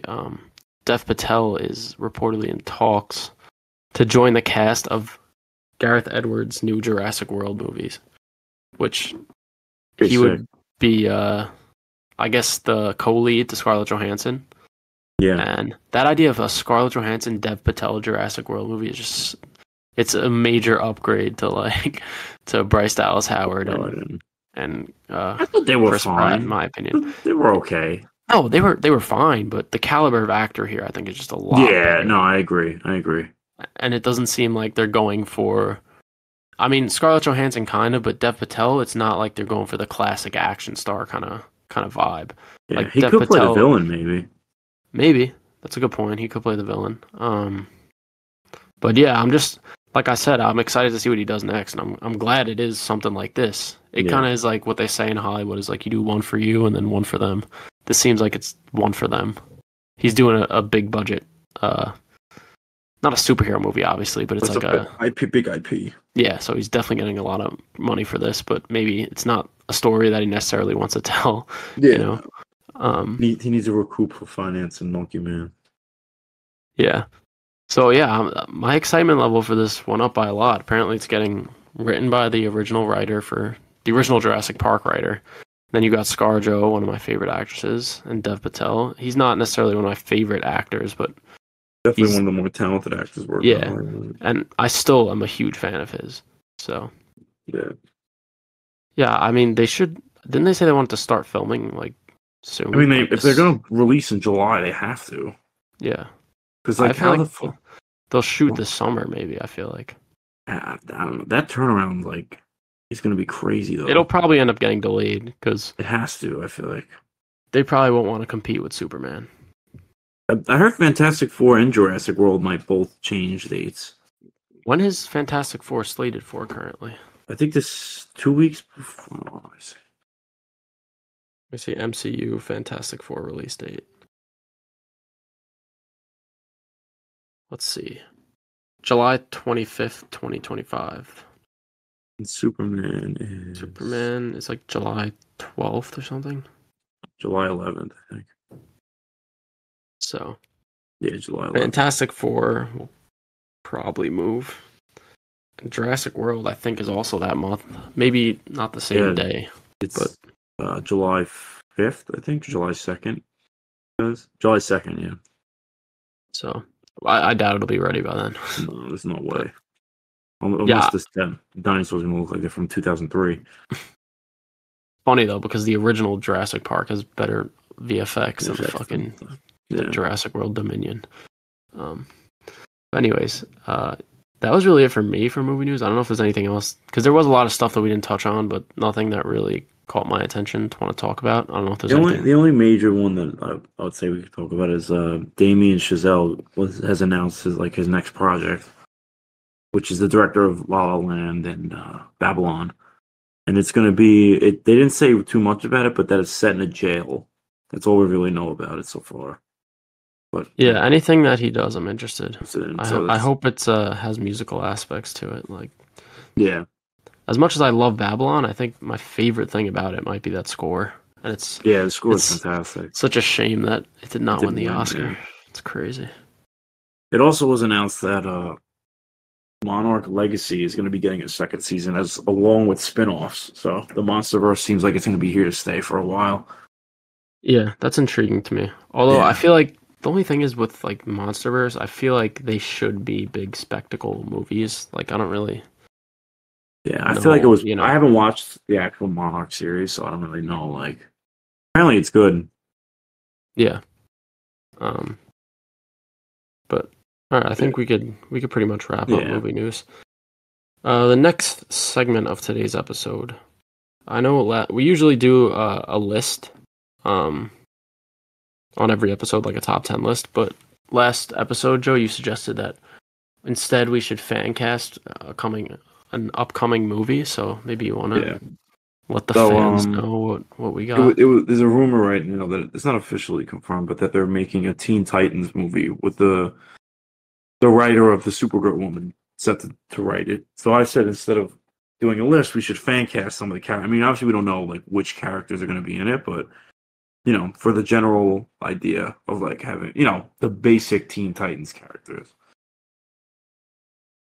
Yeah, for sure. All right, so you could start it off. I mean, I guess maybe start with Robin. I feel like he's So we did the Damian Wayne Robin for this. So this Robin is kind of hard to cast because one, he's supposed to be like a kid. I believe in the comics he's like 12 when like the story takes place. And also he's supposed to be of like Asian or Middle Eastern descent. I forgot. One of the two. He's supposed to be like because he's supposed to be Ra's al Ghul's grandson. Yeah. So I actually picked Gordon Cormier, which I don't know if you probably have never heard of him, but he plays the live action Avatar for Netflix.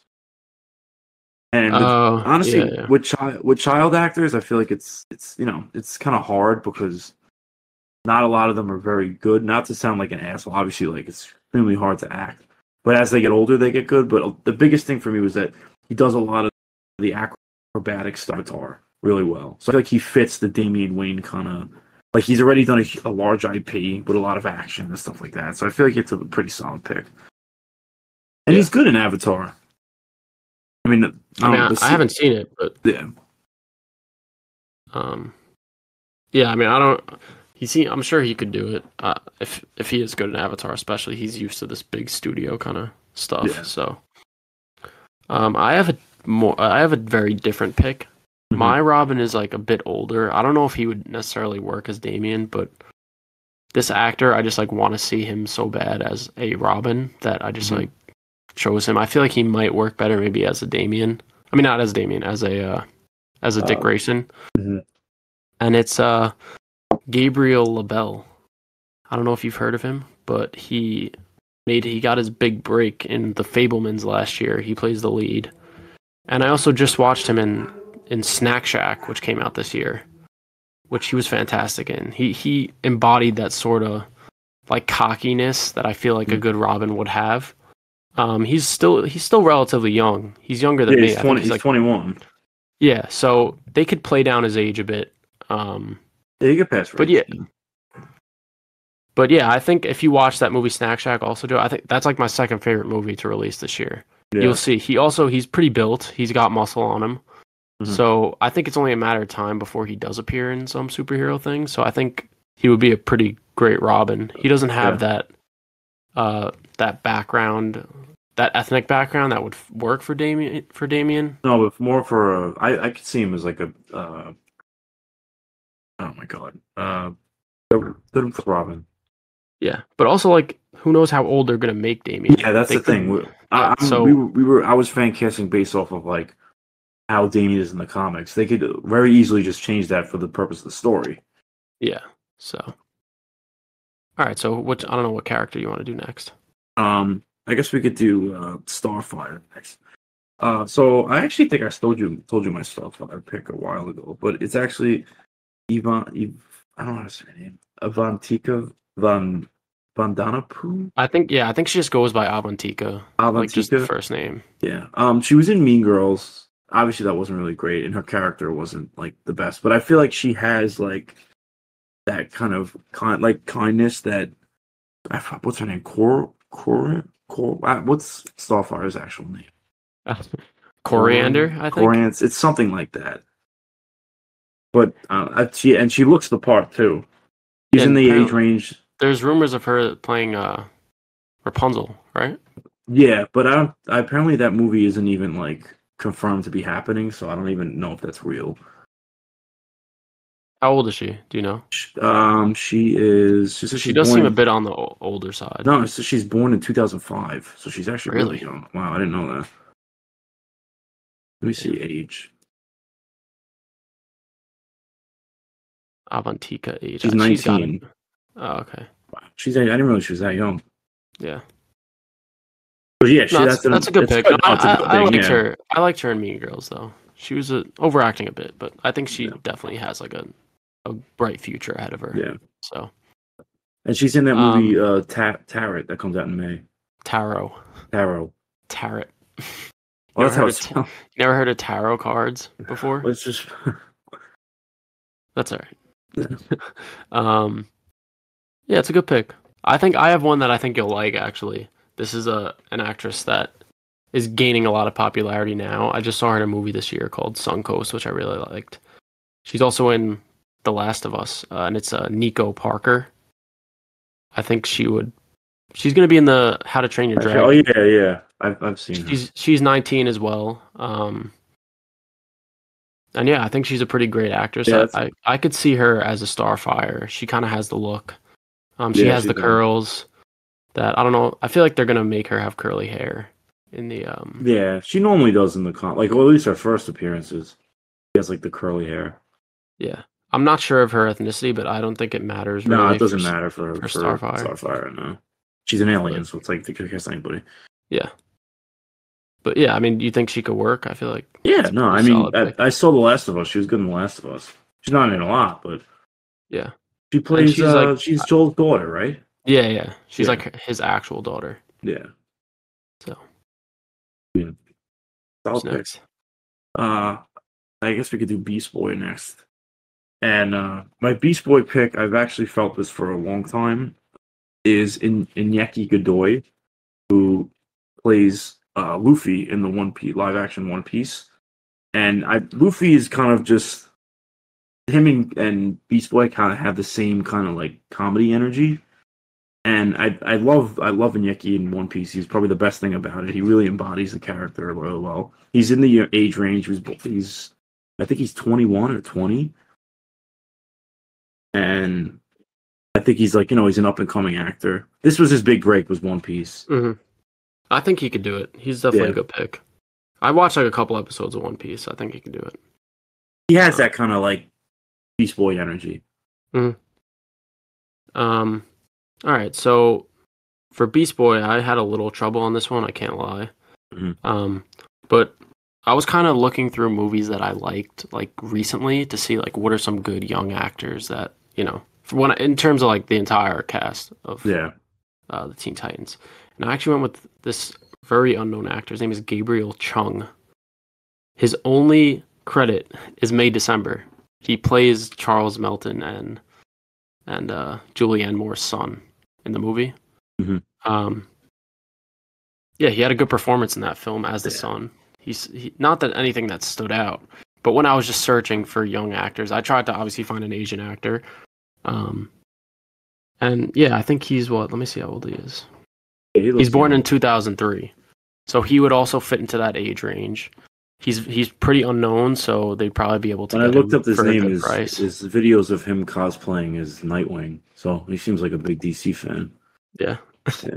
I think he's like a Instagram comedian or something. Like, really? He's pretty unknown. Like, I just went like I said, I was looking for movies that I liked in recent times, and then I saw like, oh, all right, this guy could work. So yeah, I'm seeing a bunch of him cosplaying as Spider-Man actually. Yeah, I see. Yeah, Spider-Man too, but I see Nightwing as well. So it seems like he's definitely into superheroes. Into superheroes, yeah. Maybe that's his pitch. Yeah, I don't got much to say about him because I don't know much else about him. But yeah, Beast Boy was probably the hardest to cast for me. So yeah. All right. So for next, for Raven, I don't know.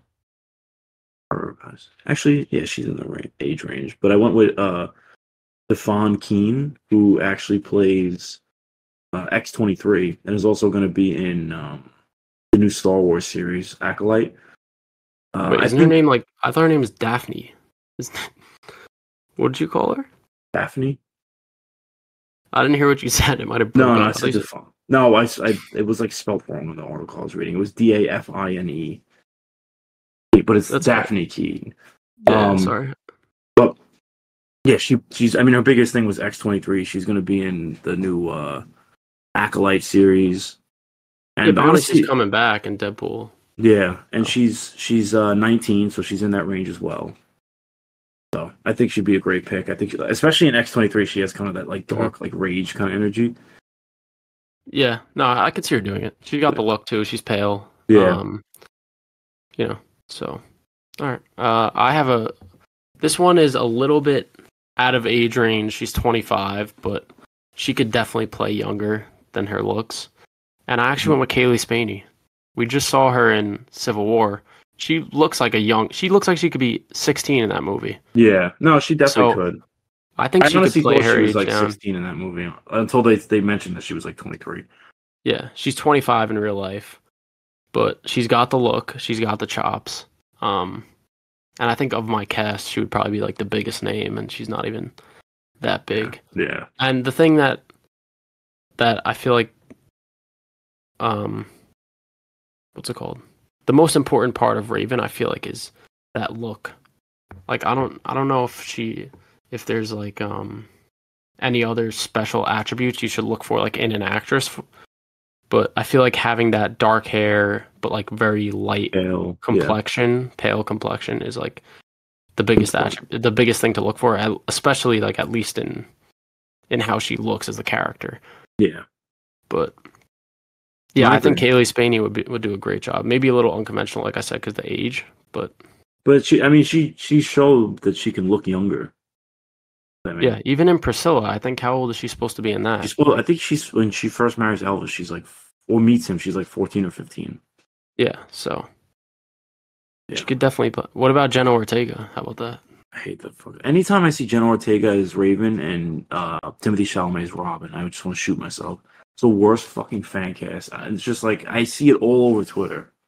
Yeah, I feel like the Timothée Chalamet Robin bothers me more. Yeah, because I feel like Ortega, it's a very safe pick, but she could definitely play Raven.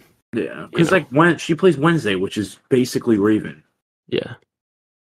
So, but yeah, it's just very lazy picks whenever I see that. Yeah, especially Timothée. But anyway. That's probably like the pick I'm most proud of on my list. Yeah, I would love to see her as Raven. Yeah, I mean, yeah, she could honestly with the age I would have said no, but I literally just saw, in Civil War, she looks like a 14-year-old. Yeah. So. And then I just want to make sure the next two are Trigon and Deathstroke, correct? Or Cyborg. And Cyborg. So, Cyborg, I actually had a Scream actor, Mason Gooding, which kind of just plays Cyborg in Scream. He's just like a jock football player, but he has the look. He's a little bit older, but Cyborg is supposed to be older. Like I feel like he's like, because in certain iterations he's like on the Justice League, and then other times on Teen Titans. I always kind of if he's someone they're gonna age up, it's probably gonna be Cyborg. But he's not even that old. He's 26, 27 maybe. I think he's 27. But yeah. No, I agree. I feel like seeing a kid in like the full Cyborg outfit, I don't know if it would look great. Yeah. So he may not even be in this Teen Titans iteration. Yeah, because like for example, like Zack Snyder's Justice League, Cyborg was part of that team. He's an adult. He's like 30 or 40.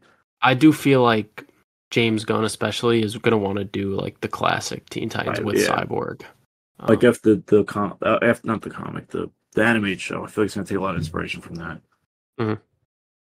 All right, yeah, that's a good pick. Honestly, I might have picked him, but I feel like he's a bit too old. I wanted someone a little younger. I went with a relatively unknown actor, but I've seen him in 2 films, and I really enjoyed both. Actually, no, that's a lie. I really enjoyed one of them, and one of them I kind of hated.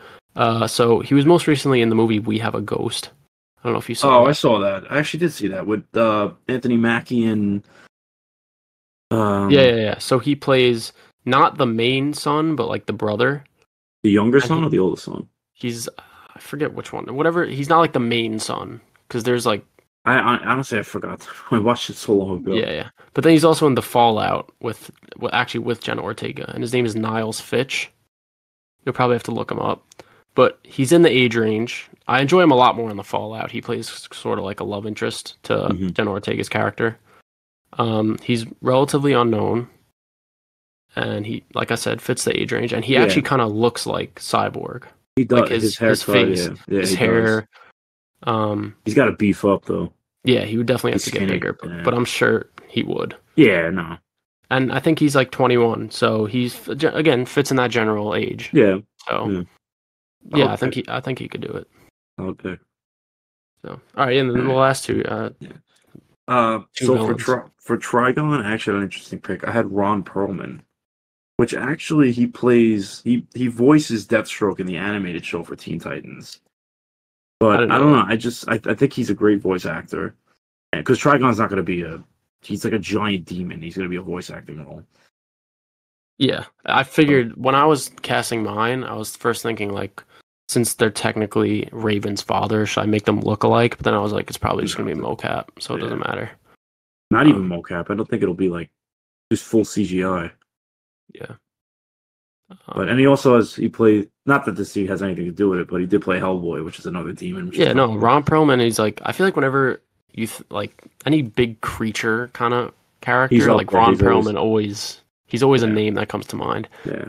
He was the first name I thought of, but I honestly had a feeling you were going to pick him, so I was like, let me just try to do something different. Yeah. And he's obviously he's done Teen Titans stuff before, so I don't see why he wouldn't do this. Yeah, definitely. For my Trigon, I actually chose Tony Todd, who famously played Candyman and then recently played Venom. Yeah. So he's got, he could do that menacing, dark kind of voice work that would be required for Trigon. Yeah. So yeah, he is black, and Raven is white, and they're supposed to be like father daughter, but I don't think that really matters. That doesn't really matter. Yeah. Yeah. So. Yeah. Okay. And then for Deathstroke, this one was honestly the hardest to pick for me, because like it's so easy to just be like there's so many like generic, just like jacked actors that'll just be put in this role just because they're jacked and they're older. But I actually had an interesting one. I had Carl Urban as my Deathstroke. He definitely like has the fighting props. He's in The Boys. He's done superheroes. He was even in Thor, I think, right? Yeah. He's in Thor Ragnarok, and he's about to be in Mortal Kombat as well. Yeah, and he's a little bit older now, so he's in that age range where he could play, because he's supposed to be like an older, not old, but like what, his 50s, I feel like Deathstroke's supposed to be in. He's only depicted with like gray hair. Yeah, he's definitely supposed to be older. He has like a beard and gray hair, and, So, but yeah, I think he'd be a solid pick. Yeah, I really like Carl Urban. I think he could do it. I mean, he's not like someone that comes to mind looks wise, but I feel like he could pull it off. All right, yeah, my pick is a little bit outside the box, because this actor is known for playing like heroic characters. I actually chose Andrew Lincoln from fame of The Walking Dead. He plays Rick Grimes. Yeah, he's not really in many movies. He's back as Rick Grimes now in like a Walking Dead spinoff. But I think he would be an interesting pick for the character. I think he's a great actor, and I would like to see him do something more villainous. He does. I mean, he was in Love Actually. I'm sure he was in other movies like over the years, but not really anything notable that I've seen. But I mean, he's done Walking Dead, so obviously he's not afraid of like franchises and stuff. Yeah. But honestly, I have not seen him in anything besides Walking Dead. Yeah, Love Actually is his most famous role on Letterboxd, apparently. Yeah. I haven't seen him in anything else. Yeah. But I'm sure he would do it. Like, I don't see why not. Yeah, I mean, he has the look. So, yeah. He's got like that sort of, older white guy with the beard kind of look. Yeah. But this is the one that I feel like they could literally go in any direction with. Mm-hmm. But Joe Manganiello was a great pick, but I mean, that ship sailed. Yeah. All right, yeah, that's it. I mean, I'm happy. We actually had no actors in common. Yeah. Which is pretty interesting. Yeah. And honestly, both casts would be solid. Solid, yeah. We'll see. Let's see how many of these we actually get right. I'm 2 for 2 with the DC so far. Yeah, the only one you got wrong. I didn't get Lex for Lex. Or no, but you thought Nicholas Hoult. I know he would be Batman. Yeah. So like technically, but yeah, no, that was a good idea on your part to do this. I actually enjoyed making my list. It was interesting too to kind of because it's harder to seek out these younger actors. Yeah, especially trying. I didn't want it to be people who are like oversaturated. Like I didn't want the Jenna Ortega. I feel like Caleb McLaughlin. I don't know. I think that's how you say it. The black dude from Stranger Things. Yeah. Anytime there's like he's like always fan casted like Miles Morales. Yeah, I know. If you think of a young black actor, he's like I feel like he's the only one that comes up. So it was interesting for me to like look around at other things I've seen and find other actors that would be more suitable for it. So yeah, I agree. Yeah. All right. Yeah, so that wraps that up. We could move on now to the last film of the day and definitely the most interesting. So before we even start talking about this film, I just want to like give a warning to I guess a trigger warning. Yeah. There are a lot of sensitive topics discussed in this film, including sexual assault, pedophilia, suicide. It's a very dark movie, but so if you don't want to hear anything about that, then I guess click off. But this movie is called Happiness. It's directed by Todd Solondz, who I'm a big fan of his work. And the film is basically like sort of in the vein of American Beauty. It's kind of like a critique on society, but it just is.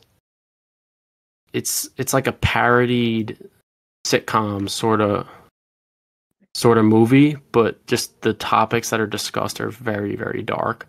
So it follows these groups of people who are seemingly unconnected, and then all their stories sort of intertwine by the end. Yeah. And yeah, it's just like it's a very, very dark comedy. It's meant to be comedic, but the topics are just so crazy. Yeah. And the reason why I recommended this film is because I wanted you to get like sort of an introduction to Todd Solondz.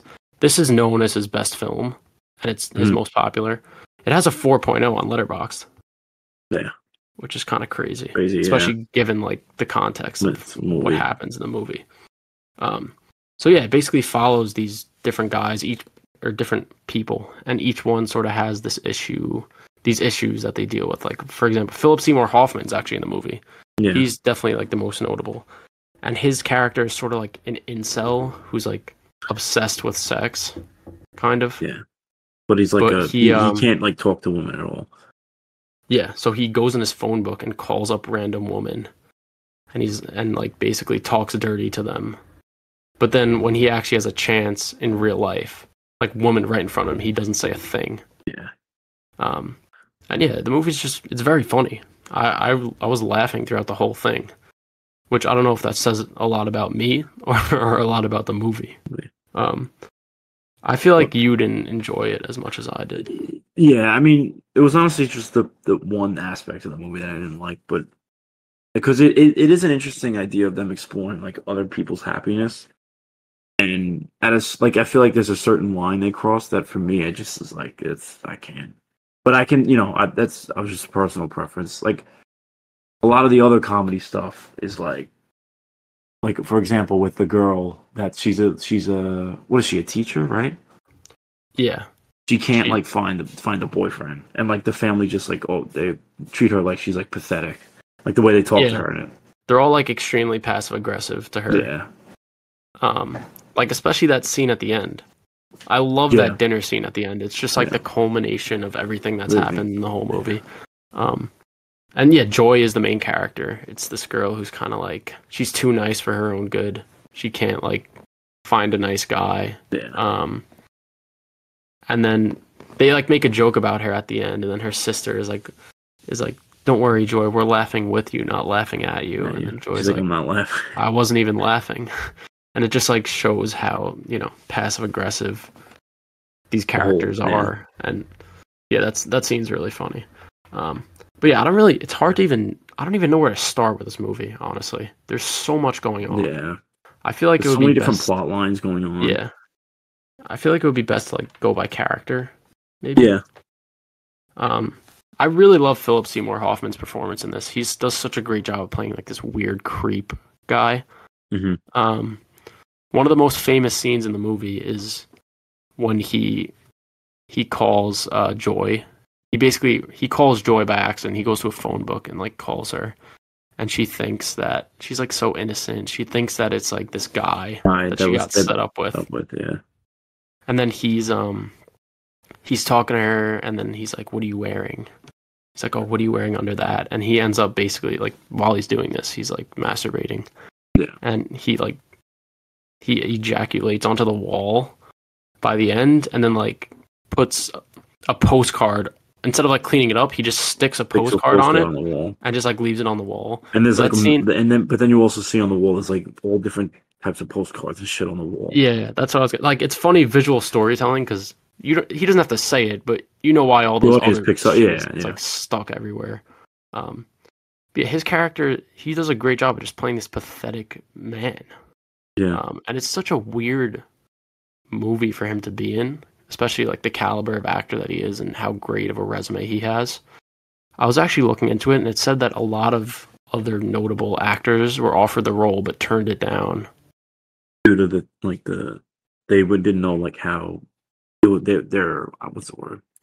It would affect their career, like based off of not just his character, but also like especially the pedophile dad. Yeah. Bill. Yeah. Played by Dylan Baker. He did a great job too. Yeah, no, he was great. Yeah. But yeah, I actually read that Jack Black was offered the Philip Seymour Hoffman role, and he turned it down. Yeah. I feel he would have played that role well. Yeah. But yeah, I feel like the elephant in the room is like the pedophile stuff. Yeah. Yeah. It is like it's really uncomfortable, some of the scenes. Especially I think one of the most famous scenes is like, and like I said, I'm just warning everyone like how disturbing this stuff gets. But when he's having the conversation with his son, when basically everything gets found out and he gets in trouble for, you know, he molests like two of his son's friends. Yeah. And his son is like, "What did you do?" And he's basically like I fucked them. Like he's just like the way that he talks is like so matter of fact, and like he doesn't like shy away from anything when talking to his son. And then his son is like, "Would you do that to me?" And he's like, "No, I just jerk off instead." But it's like, it's like really darkly weird. Funny. Like there's something. It's like ironic or like or I don't know what about it is like funny, but it's just like I feel like it's just like what the fuck funny. Like it's just kind of I don't know. Yeah, but you didn't find that stuff that funny. No. I just felt more uncomfortable. Yeah, I feel like certain points it was supposed to be like purely uncomfortable. I think that for me that scene was one of them. One of the funniest parts though before that is when he's having the conversation in the pizzeria. His son's basically on like a baseball team, and there's one scene. Well, there's a couple funny scenes with that. So basically, the way that it's shot, it's supposed to be like how a typical like sitcom is. So it shows the father watching one of his son's friends like up at bat playing baseball, and it sort of like zooms in on the kid, and it's playing this music, and it shows like the dad's face as if he's like sees a girl that he's gonna fall in love with for the first time, like love at first sight. It's like playing this music, but it's literally a kid. Yeah. Like, Yeah, the use of music in this movie is really good. I forgot to mention that too. Really good use of music. Yeah. And then so whatever, this kid, he happens to after the baseball game or whatever, you know, they go get pizza with the other kid's dad, and the other kid's dad is basically saying like, yeah, my son's gay, and then he's like, I'm thinking of getting him like a prostitute to teach him how to do stuff, and then the pedophile guy is like, what do you mean? What? He's only 11. Like, meanwhile, he's a pedophile. Yeah. Like, and he's like, oh, he's only 11. That scene was funny. Like, you're yeah. And then the dad is like, yeah, you're right. It's too late. Just like that whole scene is just like really well written. And it's like only because like the kid's just acting like a kid. Like his son is like, oh, can I sleep over at like his friend's house? And he's like, oh yeah, sure. And then like they go like, yeah, and they start like jumping up and clapping, and he's like, the guy's like shaking. He makes a comment about how his son's gay, but it's like literally he's just acting like a kid. Yeah, but it was just like it's ironic because the pedophile is like he's only 11. He's only 11, and it's like you're literally like sexually attracted to him. Yeah. And that's the kid that he ends up raping. Yeah, it's like really weird. It's really really dark and weird stuff. Yeah. But I think just the way that the movie is made, just it's very well made. I really like the camera work. There's a couple scenes. One in particular that stuck out to me was like with that same pedophile character was. There's one point. So basically, what happens is, well, that scene is also kind of funny and out there. But so when his name is Bill. So what happens is the kid that he's like attracted to asked his dad if he could sleep over at Bill's house. So he ends up spending the night there. And then basically what Bill does is he like drugs everyone's food. Or he drugs everyone's ice cream so that they'll all fall asleep like really quick. But the only one who doesn't eat it is the one kid that he like, you know, obviously wants to assault. But the way he like runs around the house fiending to like, he's like, what do you want? Do you want, like, the kid's like, do you have any grape high C? And he's like, no, but I'll go to the store right now to get it. Like, he's kind of, like, freaking out, like, trying to get this kid to get this pill or whatever. And eventually he makes him eat, like, a tuna sandwich that knocks him out. And the scene where he goes up to check on, like, make sure his wife is sleeping, when he goes back down to the kid, it, like, instantly pans to a portrait of, like, their family.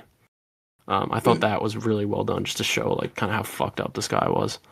But yeah, obviously like it doesn't show any of, you know, that would be like way too far if it showed any of that stuff. But it's like implied that it happened. But yeah, I just think it's like another thing I like about this movie is it's just like so different than anything you've ever seen. Like these things do happen. Like, it's obviously insanely fucked up, but for a movie to sort of show, like, you know, this is what happens behind closed doors in, like, a typical, you know, white picket, like, American life. Like, these are the type of subjects that they don't explore in, like, sitcoms, but they're things that actually happen. So I enjoyed that. For me, it was just, like, I couldn't get like the pedophilia thing, I couldn't get past it. That was the line that for me drew. Like I couldn't do it. Everything else worked for me. Like the teacher, like the grandfather, like that he just like wants to die. Like I thought that was really funny. Mm-hmm. Like he just doesn't feel any. So the grandfather in the story like divorces the mom, and like he doesn't like he's just like yeah I don't know I don't feel anything anymore. And then like he seeks out another woman and like has an affair with her, and he's just like yeah. I don't feel anything. So at the end, like he just basically just says he just wants to die. Yeah. Yeah, I'm trying to look at my notes. I have like a ton of notes. Yeah, and then there's also the character of like Joy's. Well, Joy has two sisters, and one of them is like this rich author, who I think out of anyone in the movie, she's probably like the most out of touch with reality. Yeah. She has a lot of funny scenes. Obviously, when she gets dinner with Joy, and then she's like, at the end, she basically like makes Joy pay for it. And she's like, "Thanks so much for this lunch." Meanwhile, she's like rich. Yeah. This is another use of dark humor, but her book that she wrote was like, I don't know if you picked up on this, but it was like something to do with like being molested as a child and like how it changed this woman like when she became an adult.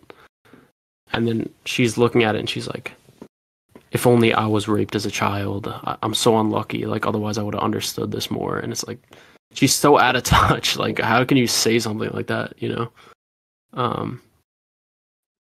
But yeah, I think on that. Yeah, that was like a quick scene. There's also a lot of like great editing that helps with the humor and like the parody kind of nature of everything. Like, for example, there's supposed to be like moments that are edited to be like heartfelt, like when the dad sits down to like tuck his son into bed, like Bill, and it's like they're playing this heartfelt music, and then the son's like, "I almost came, Dad," and like it's just so weird. Like, it's or even like the last scene of the movie, like there's that. So that's a running joke in the movie is that his son like can't come, and he keeps talking to his dad. And he's like, "What did he say?" He's like, "Dad, is it normal?" What did he say to him? No, well, it starts with him basically asking his dad. He's like, "What does come mean?" And this was like another sort of. That was funny. Like, I didn't think that was like. Yeah, no, but that was funny because of how ridiculous it was. Because he asked his dad like, what does come mean?" And instead of like, you know, trying to beat around the bush of the question, his dad is just like, "Yeah, so it's basically when you touch yourself and then like this white liquid comes out of your penis." And there's just like so matter of fact about it that it's like funny. Yeah. Obviously, it's, you know, it's very edgy. Like, the movie's very edgy. But yeah, that's like there's like a running theme of his son is like trying to, like, you know, to come. But and then he does at the end. But yeah, I found like a lot of the dialogue between him and his dad very funny. Besides that one scene at the end, which I think was not meant to be funny. The part where he's like, that was actually a great performance by the dad. He like starts crying. Yeah. No, he played the cat like. No, the performances were great. It was more just like what the characters did. Yeah. All right. Let me see. What was I about to say? So, sorry. There's just like so many storylines in this movie. No, I know. Yeah, just like the way that he talks to his son is just so matter of fact.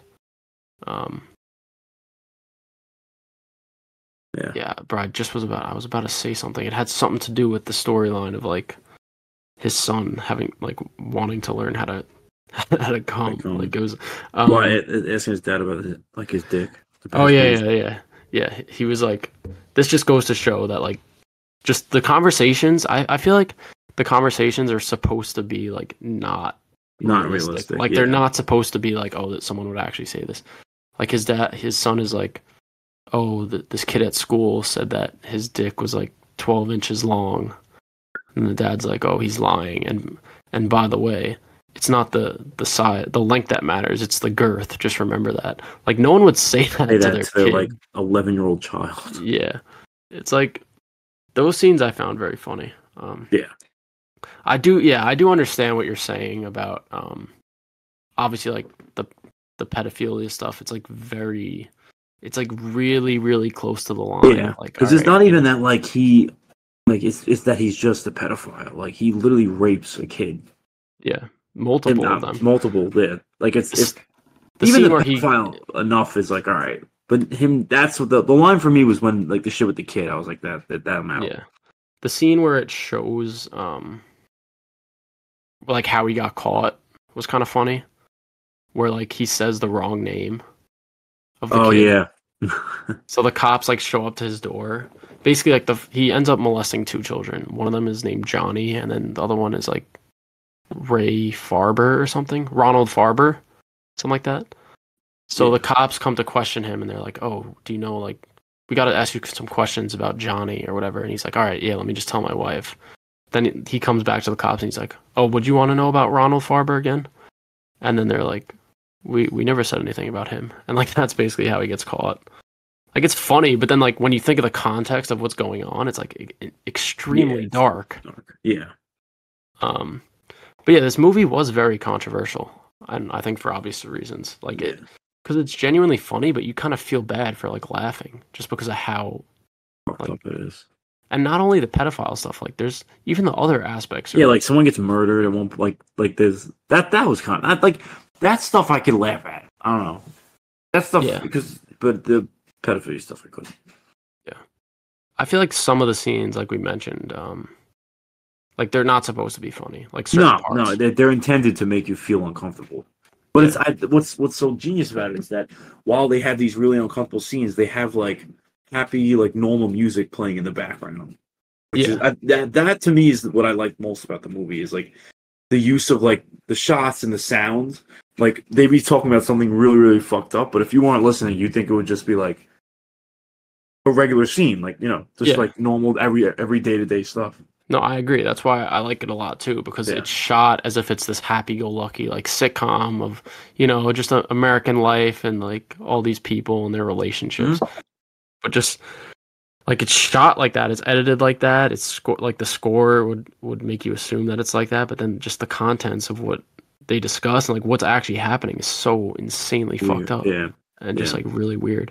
But yeah, I think the movie is also like it's pretty ambitious. Like no one would even think to like do something. It is very ambitious. Especially it came out in 1998. Nowadays, like society is very much more open in terms of like talking about stuff like that, and like just general discourse of society is very much more like, I guess like sexually open or like more like edgy now. To the point where like you can make weird movies and you can make like things that are like I don't know if you understand what I'm trying to say here, but the fact that this came out in 1998 and like what it is like crazy to think about. There was nothing like this at the time, and even now I feel like there's no movie like this out now. Did you have a favorite scene? Honestly, the daydream scene I really liked, like with the Bill, the character, right? Bill. Yeah, we never talked about that. So so there's a scene. It's not revealed to you at first, but he just kind of goes into a park and just like starts like shooting all these random people. But it's like again like happy music playing in the background, like and then it just kind of pans to him just sitting there and like all the bodies around. It was actually a really cool shot. Yeah. Yeah, and that's basically us showing that he's depressed because the therapist. He is a therapist also. Oh but he is in therapy himself, and the therapist is like, "How do you feel at the end of the dreams?" He's like, "Relief." Like, and it's just like, dude, damn, this guy is like fucked up. Yeah, that was a pretty great scene. I think my favorite scene is the ending dinner where all the characters come together. Personally, though, the one thing I didn't like was like, I know you said you liked it, but the grandpa character and like the grandmother, I feel like their storyline could have been cut out. The grandfather I liked. I just wasn't like much. Yeah, because the movie's like 2 hours and 20 minutes. Like it's pretty long. I feel like those characters didn't necessarily have to be there. But yeah, that ending dinner scene is like so much stuff that just happens at that one. Like the kid finally like he finally comes and like he does it like outside watching some lady at the pool. Then the shot like shows it. It doesn't show it coming out of him, but it like shows like, where he ejaculated.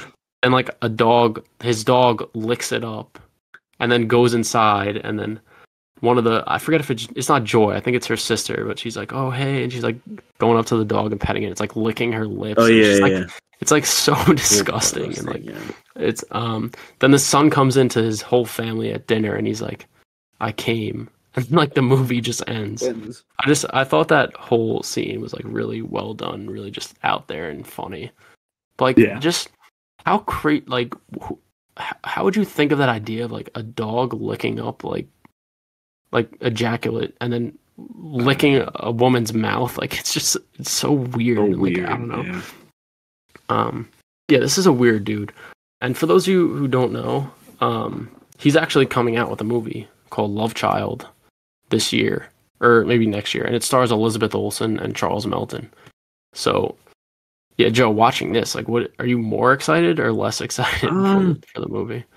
I mean, I'm excited for the cast, honestly, because the cast looks really good. But I don't know. I mean, I'm sure it's gonna be great. Like, I'm interested to see how he's gonna portray them. Like, because isn't it about they're gonna kill her husband? Yeah, it's like something to do. I don't know. Something But to do basically, with it's like she falls in love with like a younger guy while Yeah. she's married or something. But knowing like what happens in this movie, there's probably gonna be something dark that happens with the husband. I'm assuming they're gonna like portray it that like it's a good thing that she's killing her husband. Not a good, you know what I mean? Yeah. It should be interesting. What's the movie called? Yeah. It's called Love Child, I believe. But he hasn't made a movie in a while. So I guess it might. Honestly, it's probably hard to get funding for things like this, to be honest. But yeah, did you have a favorite character? I think for me, it's probably a toss-up between Joy and Alan. Alan is like Philip Seymour Hoffman's character. Yeah. I think it's Alan for me. I really like Joy, though. I don't really recognize the actress that much, but I think her character, like, I liked watching her the most. She seemed like the only normal person out of everyone. Yeah. She's kind of like a stand-in for the audience in certain ways. But yeah, it's really a toss-up because Philip Seymour Hoffman's performance was so great too that I was just like, yeah, it was just fun to watch. Yeah, his character was the funniest to me, Philip Seymour Hoffman. Yeah. So, I mean, I don't know if I have that much else to say about it. I want to look at my notes because Love Child will take place in Texas, where a child with an unhealthy obsession with his mother schemes to remove his abusive father from the picture. Knowing this guy, I feel like there might be something with like incest in that. Yeah, or like what is it? There's a psychosocial thing where like at some point when you're a baby, like you love your mom. I forgot what it's called. You learn about it. I learned about it in school. It's like some psychological thing. But I mean, yeah, I kind of now that I read the plot synopsis, that's what it seems like. Yeah. Well, I also thought this was like a random scene, but I think it did a good job of showing like corporate life. Do you remember that scene where Joy's in the office and she's saying how? Oh yeah, that guy died and like, no one even knew who he was. Yeah, no, they're like, oh, the guy that used to sit there. Like, yeah, I don't know who he is because like they're all just like replaceable to the next person. Yeah, you know, I thought that was well done. Let's see. There's no trailer for it or anything, right? No, it's only just it's it just got announced. Oh, okay. Yeah. Yeah, I think that's pretty much it. I had another note that like the acting was great all around. Yeah, especially Bill. I think and that was probably the hardest role to play in the movie. Yeah, definitely. It's like a really weird role, but yeah, that's really it. I guess to get to ratings. Me personally, like I know it's very strange. There's like a lot of weird shit in the movie, a lot of touchy subjects and like horrible things that are discussed. And I understand how like making it comedic can be seen as offensive, but they don't ever portray like anything that these characters do as good. Yeah, like, they're all portrayed as terrible. The point of the movie is that it's supposed to show like even like horrible things still make people happy. Yeah. So yeah, I gave the film a 9 out of 10. It's my favorite, or 4.5 stars. My favorite Todd Solondz that I've seen so far. A lot of his movies have this similar sort of vibe. But I think this just is the most out there, has the best characters, has like really great performances. And yeah, like I said, like I'm not alone in loving this movie. Like it has a 4.0 on Letterboxd, which is like that's really high. It is very high. For those of you that use Letterboxd, that's like very high. Anything above a 4 is like fantastic. Yeah. So, yeah, to me it's a 4.5. I understand you're probably a little bit lower on it, but yeah, I had it as a 3.5. I still found most of it funny, but there was a certain line where I just thought it wasn't for me. Yeah, understood. Sorry if that conversation got a little dark and inappropriate, but that's just the nature of the film. So Yeah. Are you interested in maybe checking out some more of Todd Solondz stuff? Yeah, I just like more for the fact that it's just so different. I feel like. Yeah, that's something that I definitely appreciate about it. Just there's Yeah, nothing like it's it. very. It's very unique. I've never seen a movie like that. Yeah. So you should next weird bastard you should check out is John Waters. He's also making a new movie with Aubrey Plaza. What's his most famous? Pink Flamingos, it's called. I'm not even just to give a general plot of it. I saw the poster. It looks like nuts. It's about people trying to have a competition for who can be the most disgusting. I'll say that. Yeah. And yeah, it gets pretty insane. But yeah, that's a conversation for another day. He directed the original Hairspray. Yeah, that's like his only normal movie. I was like, that's such a I was gonna say that's like a pretty. But no, he's like a pretty famous dude. Like he was in he has like a cameo in The Simpsons. Like, yeah, but Pink Flamingos is like maybe one of the most disturbing and insane movies I've ever seen. But it's like part of the Criterion collection. Like it's really like well known and famous. Yeah. But anyways, yeah, I don't want to get too distracted here. Yeah, no. So yeah, we could do it. We actually have like I think 1 or 2 questions for the Q&A that we can quickly do. So let's see. Let me see if I can pull them up really quick. Just give me a second, folks. Okay, so at sophia.k.ua, thank you for consistently being on the ball asking us questions. We really appreciate it because we wouldn't have much without you. But she asks if you could ask your favorite director or actor/actress anything, what would it be? I have no idea. All right, honestly. That's a great question. Yeah. Let me think. Well, who's your favorite actor? Right now? Probably Oscar Isaac. What would you ask him? I don't know, dude. I'm trying to think of Joaquin. I would maybe ask him like what goes into his thought process of how he chooses his roles, because he's not in a lot. Yeah. He's very selective with his roles. Yeah. I'll probably ask him about that. If I was to ask Denis Villeneuve anything, I would maybe ask him, this is kind of like a lame nerd question, but I'd maybe ask him if he could direct any superhero, who would it be? I feel like he'd say Batman. But yeah, that would be an interesting question, honestly. Yeah. Honestly, for Oscar Isaac, I don't know. I kind of am interested about how filming those Star Wars movies were because they had such like negative backlash. So I wonder what it was like behind the scenes, like how Disney was. Yeah, like because I'm sure like them seeing the plots stuff, like them finding out the Emperor was coming back. Like, how was that? I'm sure that didn't go over well with the cast. Yeah, definitely not. Let me see. Natalie Portman, what would I ask her? If she's free tomorrow night. Haha, very funny. I don't know. Natalie Portman, let me think. What would I ask her? What does she like doing better, Star Wars or Marvel? That's a pretty good one. I'm trying to think of like a not nerd question. Ask. We're both fucking nerds, so it's kind of tough. I would maybe ask her.